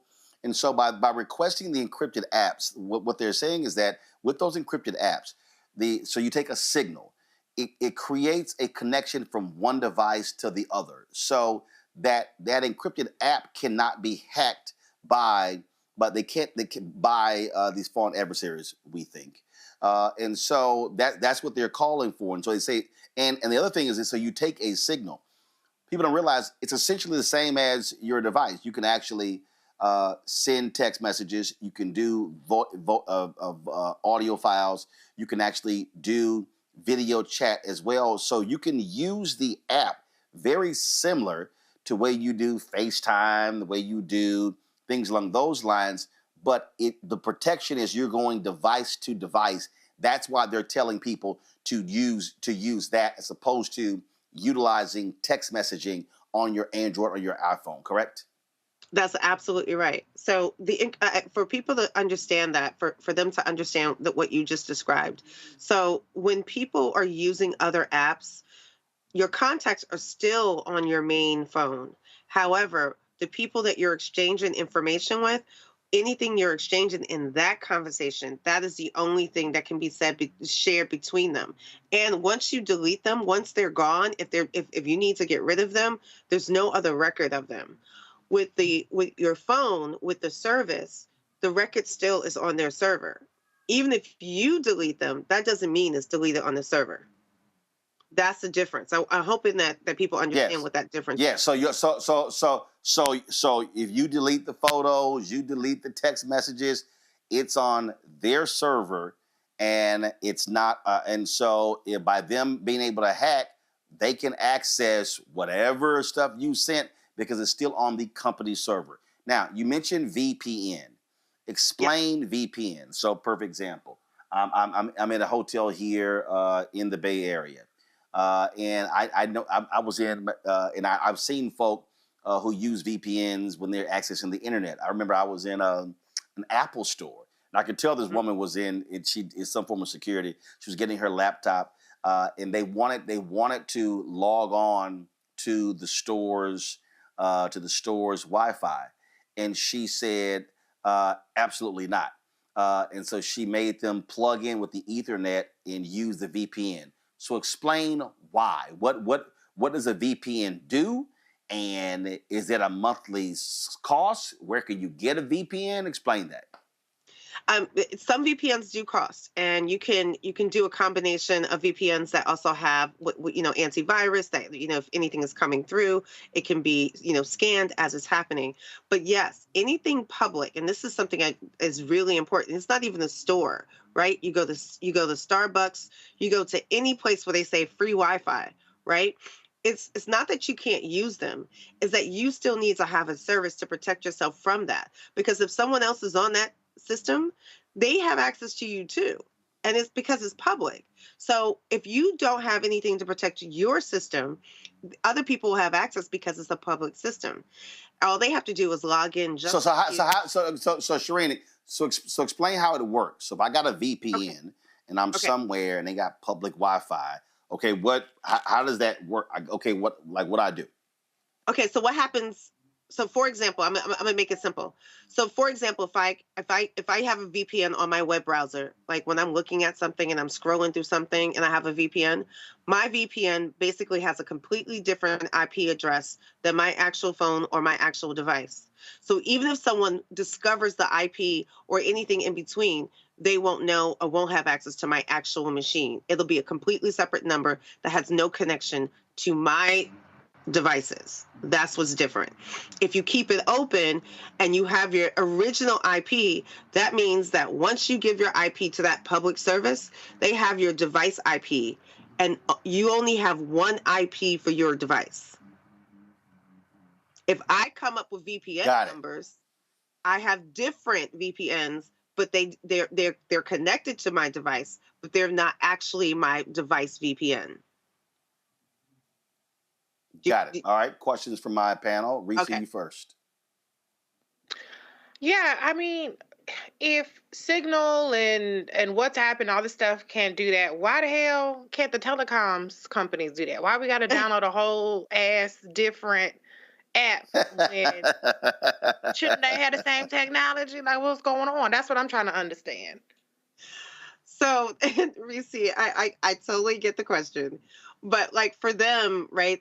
It's them using all of their servers, and it's not that they don't have the access to like try to encrypt things, but the thing is, all of our data is on their servers. Like every one of us has a place on their servers, and if someone hacks one of their servers, has access to one of their servers, they have access to everyone on that server. So that's where the problem is. And I'm not trying to say that there's an easy answer to this, but it just simply is. As long as our data is going back and forth with that company, they only keep it on the server. Now, sometimes they will delete it over time, and they let you know that there's like 30 days they're going to delete this or delete that. You have no knowledge of that timeline, when they do it, when it happens, and all that space in between. So having a separate app ensures that no matter what they do, no matter what their decisions are, no matter who's working for them, because sometimes those hackers are inside, right? No matter who's working for them, you have a way to protect yourself and still be able to use the service, because we can't provide our own services. I mean, if I could provide my own telecom service, we wouldn't even be having this conversation. I mean, it would be that simple. All right, Greg. Thank you, Roland, and thank you, Ms. Mitchell. I greatly appreciate this, and thank you, Roland, for asking that question about VPN. I didn't know what VPN was.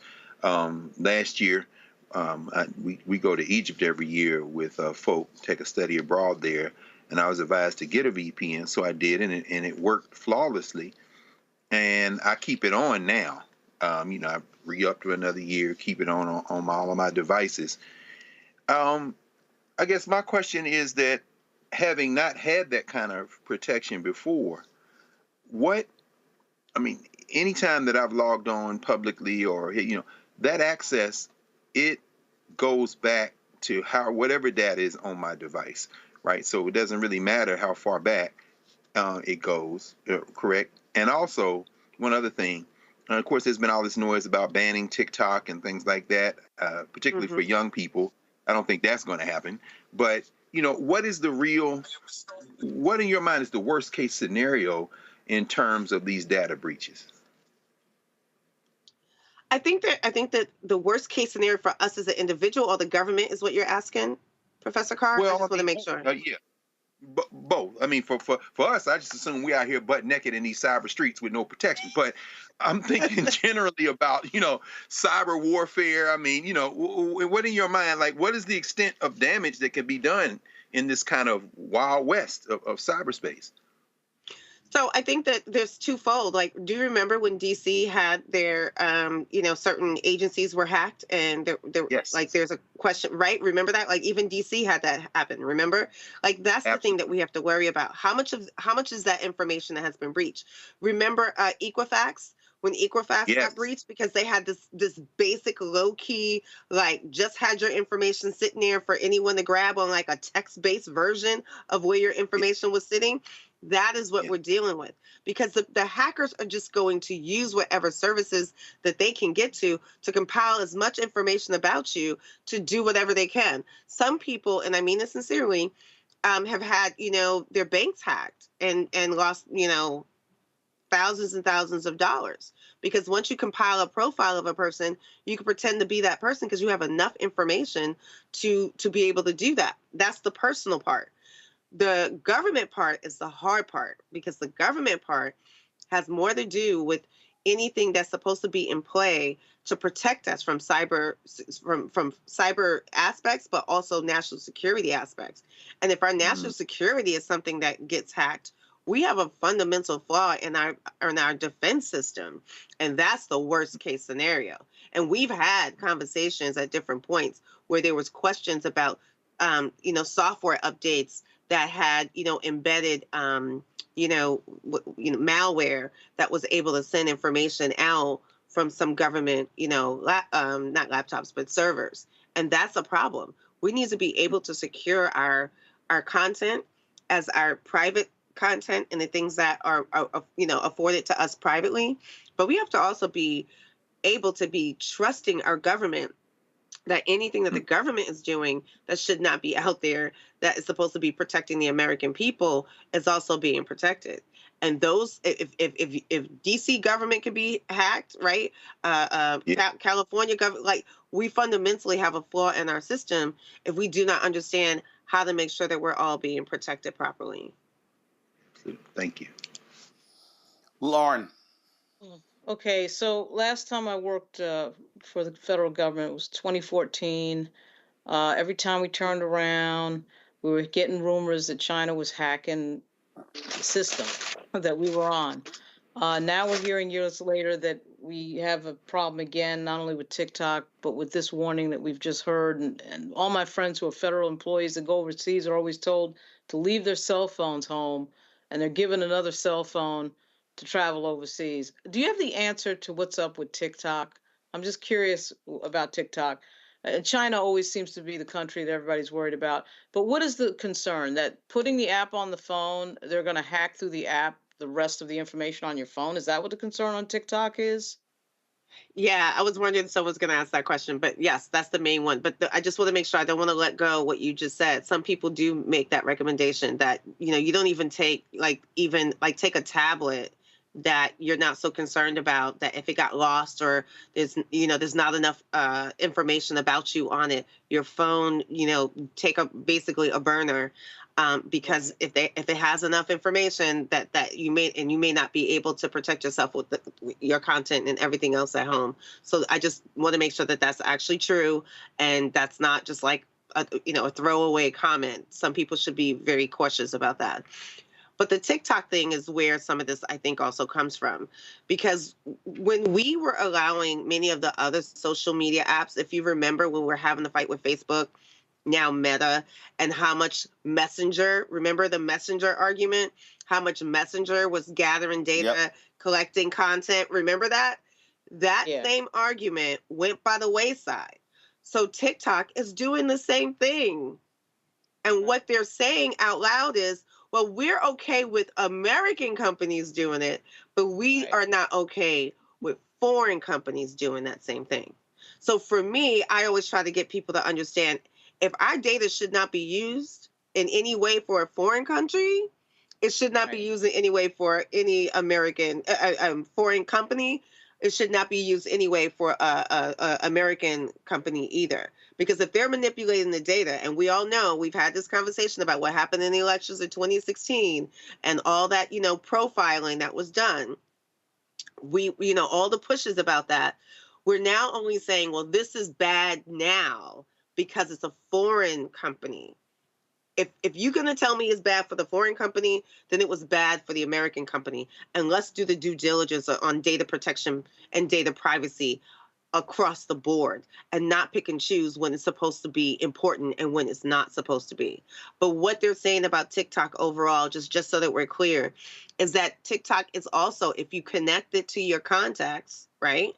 If you connect it to any other parts of your phone, they're collecting that data too. They have access to that data as well. And that is the problem. So if you're going to be talking to the people you connected into TikTok, Well, yeah, China is the company that is gonna, TikTok is the company that's connected to China that can get that information and see your messages at that point. So using the encryption says, okay, well, encrypted software says that, okay, they can't get the rest of those exchanges. They may have their names and phone numbers, which to me is still a problem.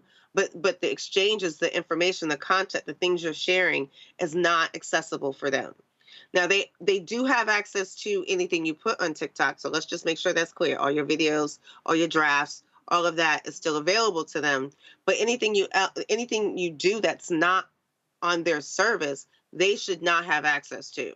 And once you start connecting them to different services, even some of the overlap between I know Instagram and Facebook are still within the same company, but once you start connecting to LinkedIn and login from the same services, you're connecting all that content to a central location for them to get access to as well. Thank you. All right. Shireen, we certainly appreciate it. Thank you so very much. Thank you for having me, as always. I definitely appreciate it. Anytime. All right, folks, going to a break. We come back. Congresswoman Jasmine Crockett, we're always talking about the census and why it matters, but we also try to explain to y'all why who controls the state legislature also matters. Wait until you hear what she has to say, how they, in Texas, how they, let's just say use the numbers of people of color to put more white Republicans in Congress. Folks, support Roland Martin Unfiltered by joining our Bring the Funk fan club. If you want to give via Cash App, I know they make it so much harder now. Cash App got rid of all of our accounts because they changed their rules. But our way around it is if you use this QR code, the app Stripe, you can still contribute to us via Cash App. So just use this QR code, click the Cash App Pay button to contribute. It's a lot harder than just going this direct, but, and so it goes. This is all we can do for Cash App. You can send your check and money order to P.O. Box 57196, Washington, D.C., 20037-0196. PayPal is R Martin Unfiltered. Venmo is RM Unfiltered. Zelle, Roland at RolandSMartin.com, Roland at RolandMartinUnfiltered.com. We'll be right back. Hi, I'm Isaac Hayes III, founder and CEO of Fanbase. Fanbase is a free-to-download, free-to-use, next-generation social media platform that allows anyone to have followers and subscribers on the same page. Fanbase was built through investment dollars from equity crowdfunding from the Jobs Act. People just like you helped build Fanbase, and we're looking for more people to help build Fanbase. We are currently raising $17 million in a Regulation A crowdfund on StartEngine. We've already crossed $2.1 million, but we're looking to raise more capital from people just like you that deserve the opportunity to invest in early-stage startups without having to be accredited investors. So right now, I'd like you to go to startengine.com/fanbase and invest. The minimum to invest is $399. That gets you 60 shares of stock in Fanbase right now, today. And then use Fanbase to connect with friends, grow your audience, and be you without limits.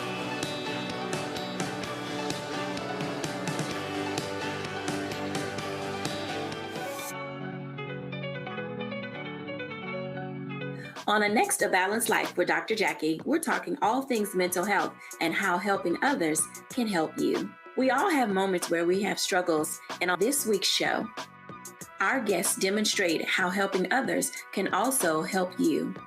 Why you should never stop giving and serving others on a next A Balanced Life here on Black Star Network. Hey, this is Motown recording artist Kim. You are watching Roland Martin Unfiltered. That boy, he always unfiltered though. I ain't never known him to be filtered. Is there another way to experience Roland Martin than to be unfiltered? Of course he's unfiltered. Would you expect anything less? Watch what happens next.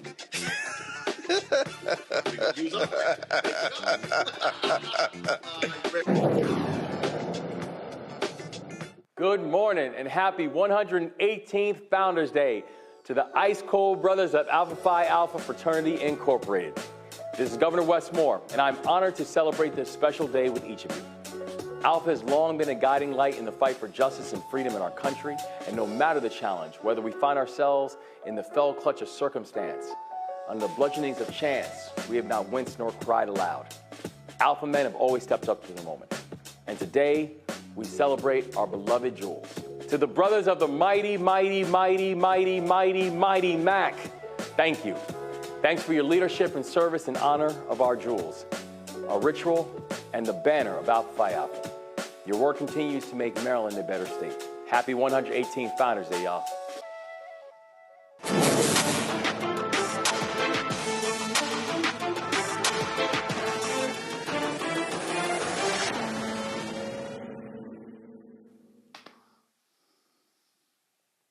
Well, today on Capitol Hill, Congresswoman Jasmine Crockett broke down how white Republicans in Texas took advantage of population growth by black and brown people to, guess what, increase their power in Congress. Watch this.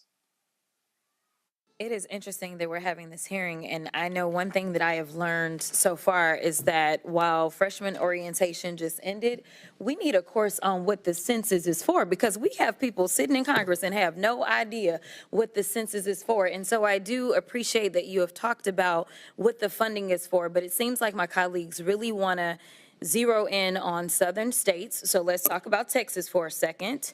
And let's deal with them and their concerns about their districts. And let's also talk about the citizen situation.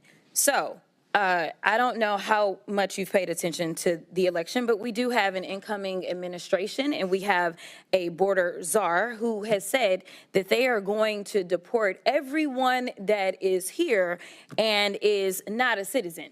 They are planning to do mass deportations. In fact, in the state of Texas, our commissioner has offered up land so that they can put these camps there and send people out of our country. Now, if you start asking people, are you a citizen or not, and they're living in a home and somebody's threatening to go in and raid homes and take everybody out and send them back to wherever they came from, I mean, I would imagine that that may make people say, never mind, I'm not going to fill this out. But I mean, has that been your finding or no?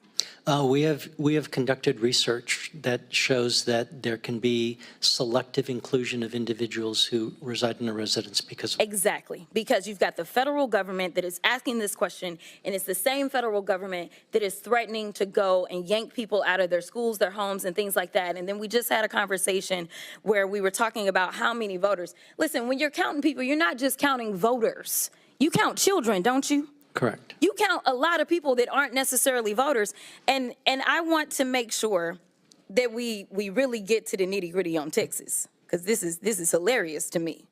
Texas added 2 seats.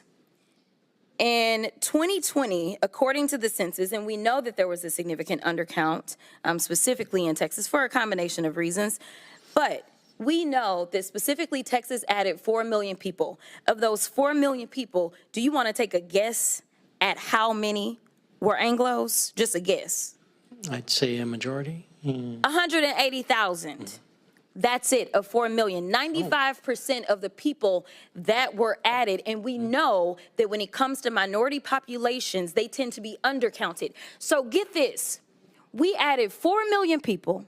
They were people of color.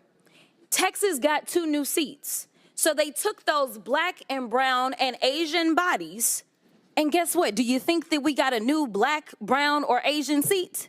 Somehow, the way that they do their Republican math in the state of Texas, that amounted to 2 new white seats. Guess what? White Republican seats. We got 2 new Republican seats out of 4 million people of color. So let me tell you, they love to use our bodies to apportion us in an inaccurate way. All right, so when we talk about our districts, I also want to talk about something that Texas is taking advantage of that I've worked on a lot. In fact, I did legislation on. It is called prison gerrymandering. I don't know if you are familiar with it. I'm familiar. But here is the reality. The numbers show that in rural Texas, they were constantly bleeding population. Urban Texas was growing exponentially. But what they do is they count inmates where they are imprisoned instead of counting them where it is that they will return to. So their family members that are in Dallas, Texas, or Houston, or wherever, Their family members, when they need something, they call us, even if it's relating to that inmate. But somehow rural Texas is getting better roads than they probably deserve because they're counting those inmates that are not driving on those roads. They're counting those inmates that are not using their hospitals. They're counting those inmates whose children are not attending their schools because of prison gerrymandering. So again, Republicans are really good about using black and brown bodies, because I can also tell you that the numbers are clear that we have a black and brown incarceration issue, not just in Texas, but in this country. And in fact, the state of Texas incarcerates more people than any other independent democratic country. That is how bad our incarceration is just in the state of Texas. And I've got so many great colleagues on this committee that actually benefit from being able to do things like that. So listen, this is about resources. It's about putting the resources where the people are. And I am curious to know, for whoever goes next, do you ask your constituents when they call your office, are you a citizen or not? Because at the end of the day, I have to handle immigration cases as well in my office. We are elected to represent the people regardless of their citizenship, and we have to help them because they reside in our districts. Thank you, and I'll yield. So I'm glad there, Reese, Congresswoman Crockett talked about the census, how critically important that is when it comes to accounting. But here's also something that people need to understand. So the CBC fought for additional money to be put into the budget for media to try to count many African Americans as possible. What then happened was the white ad agency that got the contract decided, oh, we're going to create our own rules. Congressman Stephen Horsford was he was on the show when this happened. He was the CBC's census task force leader. When he met with the agencies, they literally said, oh, we're not going to buy any newspapers, the circulation 50,000 and under. Okay, the whole point is for you to reach as many people as possible. I had to call, so we filled out the information in the portal, which they said to go through, did not hear from them for 4 to 6 months. I started calling them out on social media and on the show. Then all of a sudden, they called the black ad agency, Carol H. Williams, who they also were freezing out of the process because they didn't want her to make a lot of money from their fee from this here. What should we do? She's like, I advise y'all to cut a check. So the only reason we got $250,000 in advertising was because of the pressure put on them. So I need black people to understand that, again, mainstream white media got millions of dollars from census money that the CBC put in specifically for black folks to get. And then on the political side, white Republicans, what they do is, oh, population increases? Yeah, we're going to create more opportunities for white Republicans. I'm saying all of this because in 5 years, it's going to be another census.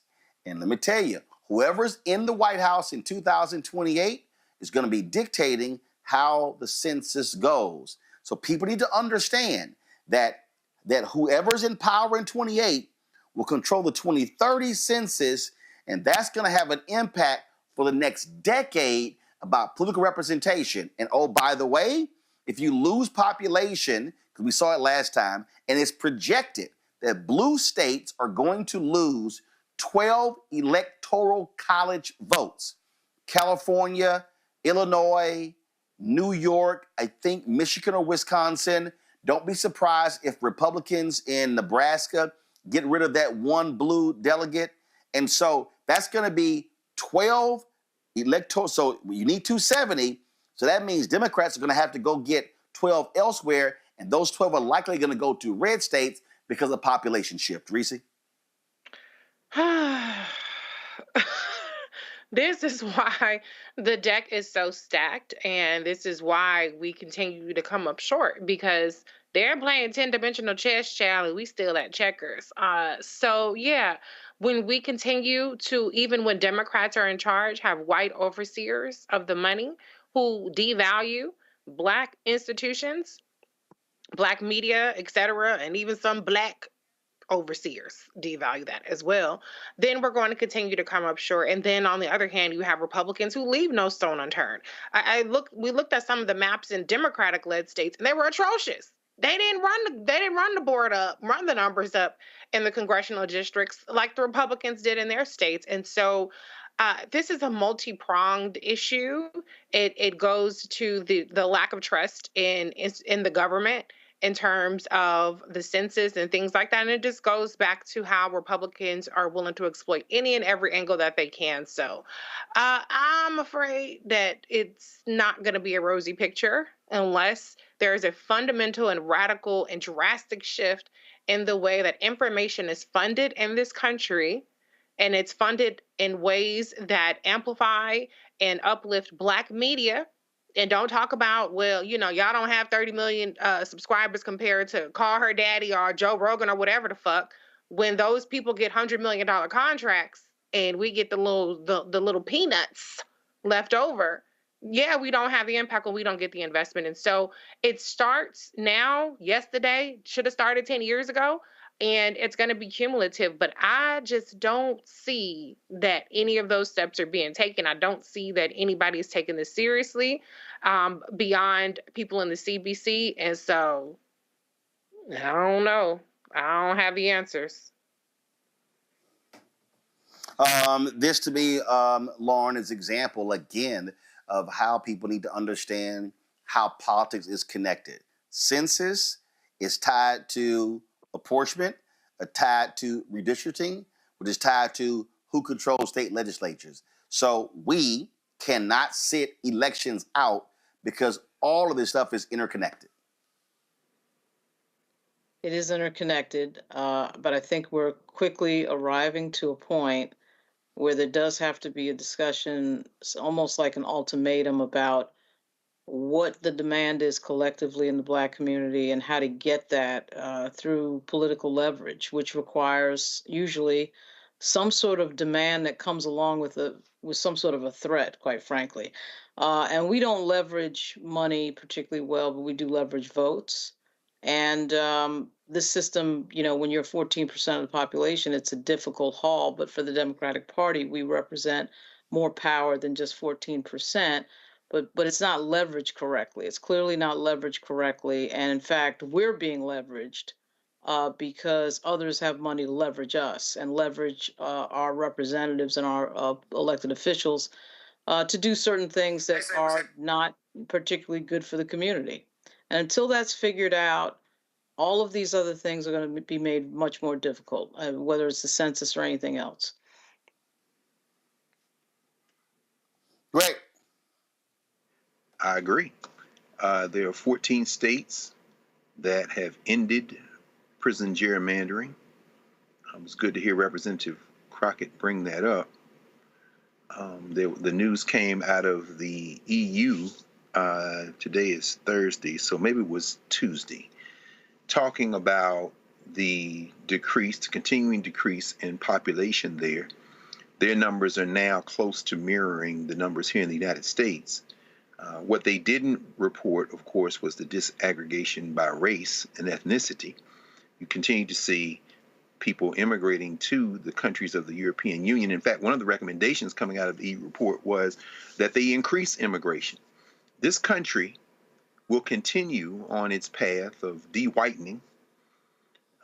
These people who are going to be rounded up by these fascists in a few months and over the next several years will not be deported, at least not in the short term. Certainly Claudia Sheinbaum, Dr. Sheinbaum, the president of Mexico, has basically folded back all but one finger on her hand and given the middle finger to Donald Trump in recent weeks in terms of, because in order to send people out of the country, you got to have some place to send them to that have agreed to take them. And Mexico is saying that that's not going to happen. So where do they end up? They end up in hillbilly heaven in these damn dust-ass towns where their bodies can be used, as Representative Crockett said, to prop up the dying white majority in this country. So, yeah, this time bomb called United States of America continues to tick, except it's getting louder now. It's louder than at any time prior to the civil rights movement in the 1950s and 60s. Now, as Malcolm X said, finally, and here we are on the birthday of Robert Mangaliso Sobukwe, the great Pan-Africanist and leader of one of the leaders of the South African struggle. Malcolm said, as long as you have the ingredients for an explosion, you have the potential for explosion on your hands. This country has made full-scale step now to become an apartheid state in a way we've never seen, because white people understand, from Steve Bannon to Elon Musk, that they're about to be a minority. That doesn't mean that they will be in power. What it means, however, is that there will be a confrontation now that won't take place at the ballot box, won't take place in the courtroom, even as we see the assassination in broad daylight of the guy who was over the largest private healthcare company in the country. That confrontation is going to take place in the street. And they're not built like that. They're not built for that. All right, folks, gonna go to a quick break. We come back.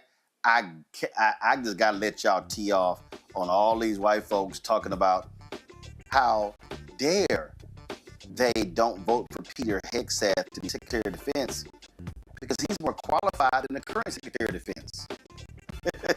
Really? Really? Yeah, we got something to say about that when we come right back. Pull up a chair, take your seat. The Black Tape with me, Dr. Greg Carr, here on the Black Star Network. Every week, we'll take a deeper dive into the world we're living in. Join the conversation only on the Black Star Network.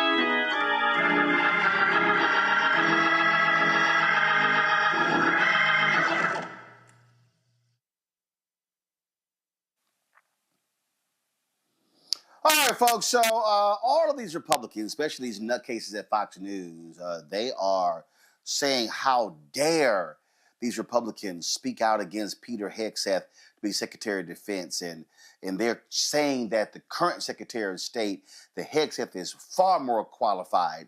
Hegseth even posted a tweet saying, we need to have a Secretary of Defense who's been in battle, who's had bullets whizzing by. Chuck Hagel, he knows that experience. Lloyd Austin, he knows that experience. In fact, all of these people assume, I love how they want to denigrate Lloyd Austin. So, just so y'all know, Lloyd Austin served in the military from 1975 to 2016. He's a retired 4-star general in the United States Army.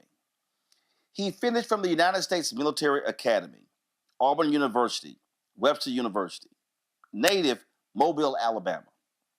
Okay, let's see here.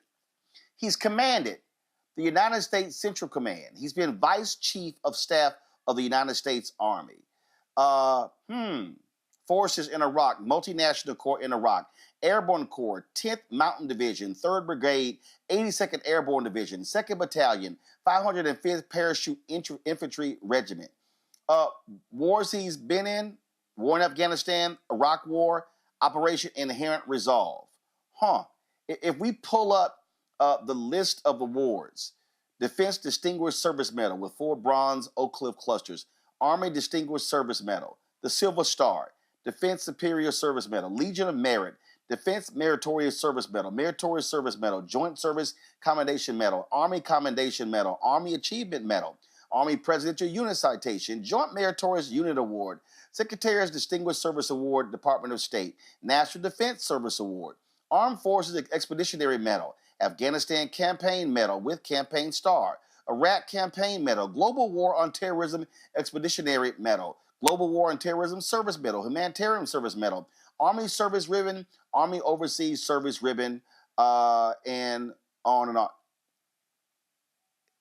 When these white folks actually read Peter Hegseth's bio, he literally can't even carry Lloyd Austin's briefcase. If these white folks crack me up, Lauren, with their nonsense, how like Will Kane out here defending his boy Peter Hegseth. For, all these Republicans voted for Lloyd Austin for Secretary of State. How dare they oppose Peter Hegseth?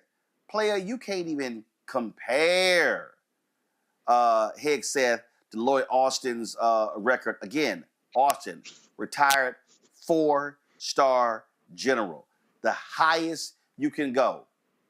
Hegseth, he ain't even got a star. I wish these folks go sit their punk asses down, Lauren. Yeah, part of the result of President Obama is this sort of fantasy land that some of the conservatives have created for themselves. And I thought it really started with Breitbart, which was taken over by Steve Bannon when Breitbart had a heart attack. This idea that reality isn't reality, they need that. They need to hang on to that because, in fact, the reality of it is there's plenty of qualified Black folks in the military, obviously Lloyd Austin being one of them as a 4-star. And so when you put up some Fox News host as your nominee for Secretary of Defense, and his resume is thin, and then you find out that this guy sounds as if, to me, he's an alcoholic from what the reporting is revealing. And you have a woman who reported a sexual assault, a rape to the police, which was, in fact, not adjudicated. The police did not continue with her allegation, but still, this is your nominee. And then, you have to live in a fantasy world to think that that type of nominee with those types of issues is somehow superior to somebody like Lloyd Austin. Living in the fantasy is the only way that you can continue this bizarre, crazy notion that you're superior. I mean, that's all they've got. And so that's what this is, in my view. It's a sad state of affairs. It is just hilarious to watch these people, Reese, tout a mediocre white man who, and then Tommy Tuberville goes, well, I don't think it's the job of the Republicans to vet the candidates. Democrats should do that. Punk ass, that's your job of a U.S. Senator to advise and consent. These people are a joke. They do not mind. They love touting mediocrity when it comes to white folks, but they want to call anybody Black dumb, ignorant, and a DEI hire. Well, it's the white math. The white math puts a deviant, degenerate, incompetent, stupid motherfucker who has all kind of out of wedlock babies, multiple marriages, ain't been able to keep his dick in his pants, not even one time he was married, okay? A person who can't even manage a slush fund with 10 measly ass employees. A person who could not manage the funds. He can't manage his alcohol intake, can't manage his personal conduct, who had to have his mama, like a little bitch, sit up there and go on TV and defend him. Imagine Lloyd Austin, grown big ass, calling in his mama to make calls on his defense. And Peter Hegseth, who got dogged out by his mama for being what she said was womanizing and an abuser. Now she coming back in reverse, of course, calling him a patriot. It must be the white man that in your mind allows you to think there's any kind of equivalence, that they're even in the same realm. They wouldn't be allowed in the same rooms, skiffs or otherwise, not the same child lines, nothing. But it's the disease and derangement of whiteness that gives people the audacity to utter Lloyd Austin's name in the same breath as that deviant and incompetent loser, Peter Hegseth. There's absolutely no reason why that man should be confirmed if they even get to a confirmation process. And we know these hoes ain't loyal Donald Trump when it comes to people. He already shopping around for a new defense secretary. So all this groveling and all of this cover that these Republicans are giving Peter Hegseth, or Pete, I don't even know if his name is Peter. I'm going to call him Peter because he seemed like a little Peter.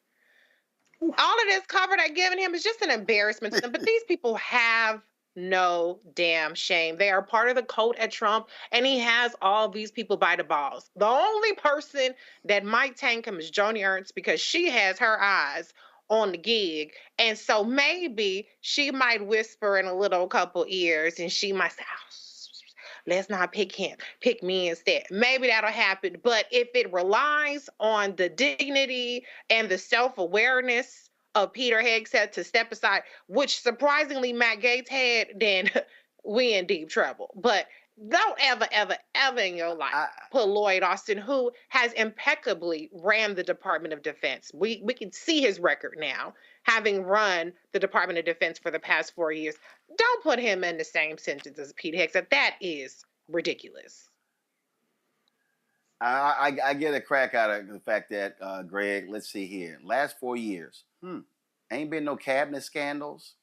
You ever had people had to resign in disgrace, didn't have to be fired, none of that sort of stuff. But hey, these little MAGA trolls, they say, oh, we want that back. Oh, so they want that chaos. But the sheer incompetence of Peter Hegseth, yeah. When your mama wrote the letter to you, and she mad it got published, your mama wrote it. We ain't said. Your mama said you were abusive to women. Man, I don't want to hear that little nonsense. And so the boys cooked, and here's the Will Kane. Let's be real. Will, I destroyed you so many times at CNN. Come on. Peter Hegseth is as accomplished at running the Department of Defense as you were at being on ESPN. You had no business talking sports on ESPN. You had no credentials to be on ESPN, and that was a joke. You know it. We all know it. You got to hook up. We know why you got to hook up. So can we please stop? That boy ain't got no business being near Secretary of Defense, and these people look like fools trying to strain themselves. They're going to pull all kind of muscles, try to convince people that he can actually run the department. Shut the hell up. Well, help me, because I thought maybe I saw yesterday that a day before, was it Stephen A. Smith that said that Trump should get a pardon? I thought. Oh yeah, I ripped that. He was on with Chris Cuomo, and Cuomo said, "Hey, you might disagree with this, but I think that Biden should pardon Trump." And Stephen A. agreed. And I said, "Both y'all crazy." I said, "Hell no, he don't deserve no damn Trump. I mean, he don't deserve no damn pardon." And I'm like, I'm not all this. Oh, we need to end all of this, move on. Then you got John Fetterman sitting here talking about, Trump needs to be pardoned for his case in New York. Hey, Fetterman, dumbass, that's a state case. And Governor Kathy Hochul, hell no, he don't deserve no pardon. I'm so sick of these people with so damn scared. Greg, go ahead. Well, no. I mean, I agree with you, but I mean, now one thing I will say that Fetterman, Cuomo, Stephen A. Smith have in common in this regard, and I'll just detour for a moment. Whoever thought I'd be quoting LeVar Ball, who said Jason Whitlock that the only thing he should comment on is snacks. The only thing that Stephen A. Smith should comment on, the only thing that Stephen A. Smith should comment on is ball. Talk about ball chasing, man. Don't stray your, vocabulary, abuse of vocabulary. You commit so many crimes with the vocabulary. You should save all that for ball playing. Don't get into politics, man. And of course, but the thing that they have in common is they seem to think we live in a nation. This is the fundamental mistake. I'm gonna tell you who else got mad at the idea that Hegseth would be abandoned. Steve Bannon, yesterday from his row house in the shadow of Capitol Hill, on his War Room podcast, mad as hell at Trump and them, saying Mar-a-Lago needs to get its act together. Do not abandon. And I don't know whether it's Peter or Pete either, Reese, but he said Pete. He said, don't abandon Pete. Don't abandon Pete. Because, and this is the fundamental issue, abusing women, sexual assault, complete and thorough incompetence, alcoholism, these are not detriments. They are qualifications. The objective that Bannon has is to destroy the government. So as we talk about the idea that there are standards or that there's some notion of national unity, whether it be John Fetterman or Stephen A. Smith, whether it be Andrew Cuomo or whoever else saying Biden should pardon Trump, you're thinking about this like you're trying to preserve something that doesn't exist. Just like the deficits that are going to explode when the Republicans give all this money to their billionaire friends and then the Democrats get back in office and try to fix it. You're trying to fix something. You're moving against a force that does not want it to be fixed. Steve Bannon, finally, is angry because these nominations are for people who will literally, if you can't destroy the Department of Education, you put WWF slap wrestler in to starve it to death, to take away its staff. If you can't destroy the folks over, whether it be the Department of Commerce or whether it be the folks who are going to control Bitcoin, the news breaking now that they're going to not have Bitcoin be regulated at all. They want the chaos because the chaos will allow them to steal with impunity. So Pete Hegseth may or may not get put out. If he gets put out and they pull DeSantis in, as Rebecca was talking about last night right there in the studio, we need to have a strategy for thinking about who we're going to fight to put in the governorship in a few years in Florida. I don't know whether any of the men servant in the starting five will be picked. I understand Wesley Hunt is on the short list. Bruh, you're a black man in the Republican Party. You're not going to be the secretary of anything, perhaps the secretary of the janitorial crew, perhaps in the Pentagon. Wesley Hunt. The point is that these people want the chaos. That is the objective. They want to implode the thing from the inside, and then they get to do whatever the hell they want. So I think we're reading it wrong when we start talking about qualifications, because the cruelty, as Adam Server said, is the point. The disqualifying things are qualifying things in this bizarro strategy. Well, we know how crazy deranged they are.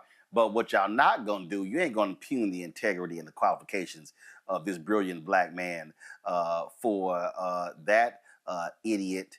But also, don't you love the Republicans who talk about the elitists, the Ivy Leagues, but they keep saying he Harvard educated. They crack me up with that nonsense as well.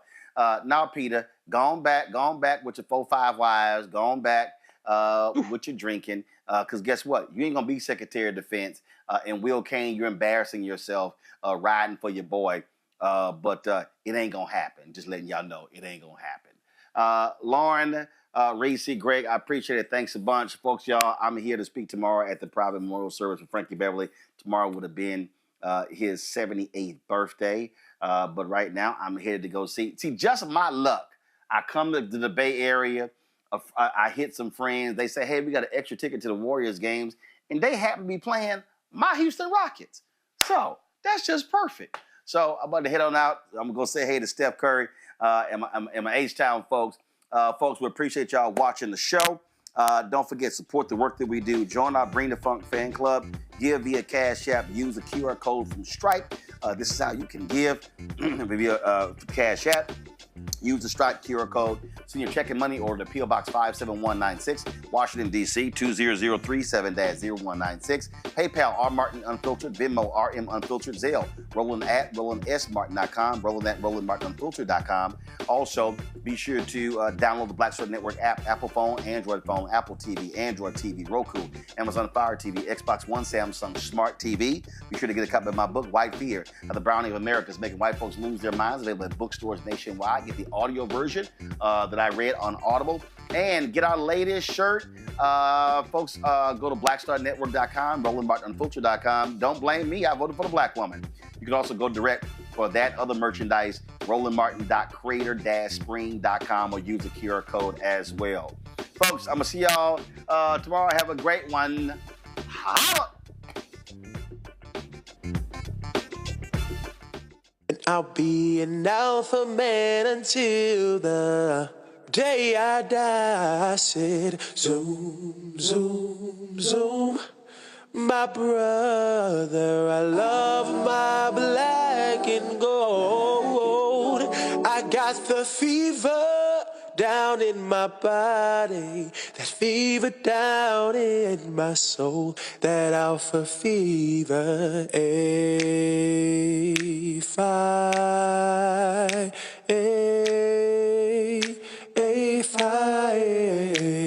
All of my soul, it belongs to A5. I love my A5. I love my A5. I love my A5. A5. I love my A5. I love my A5. I love my A5. A5.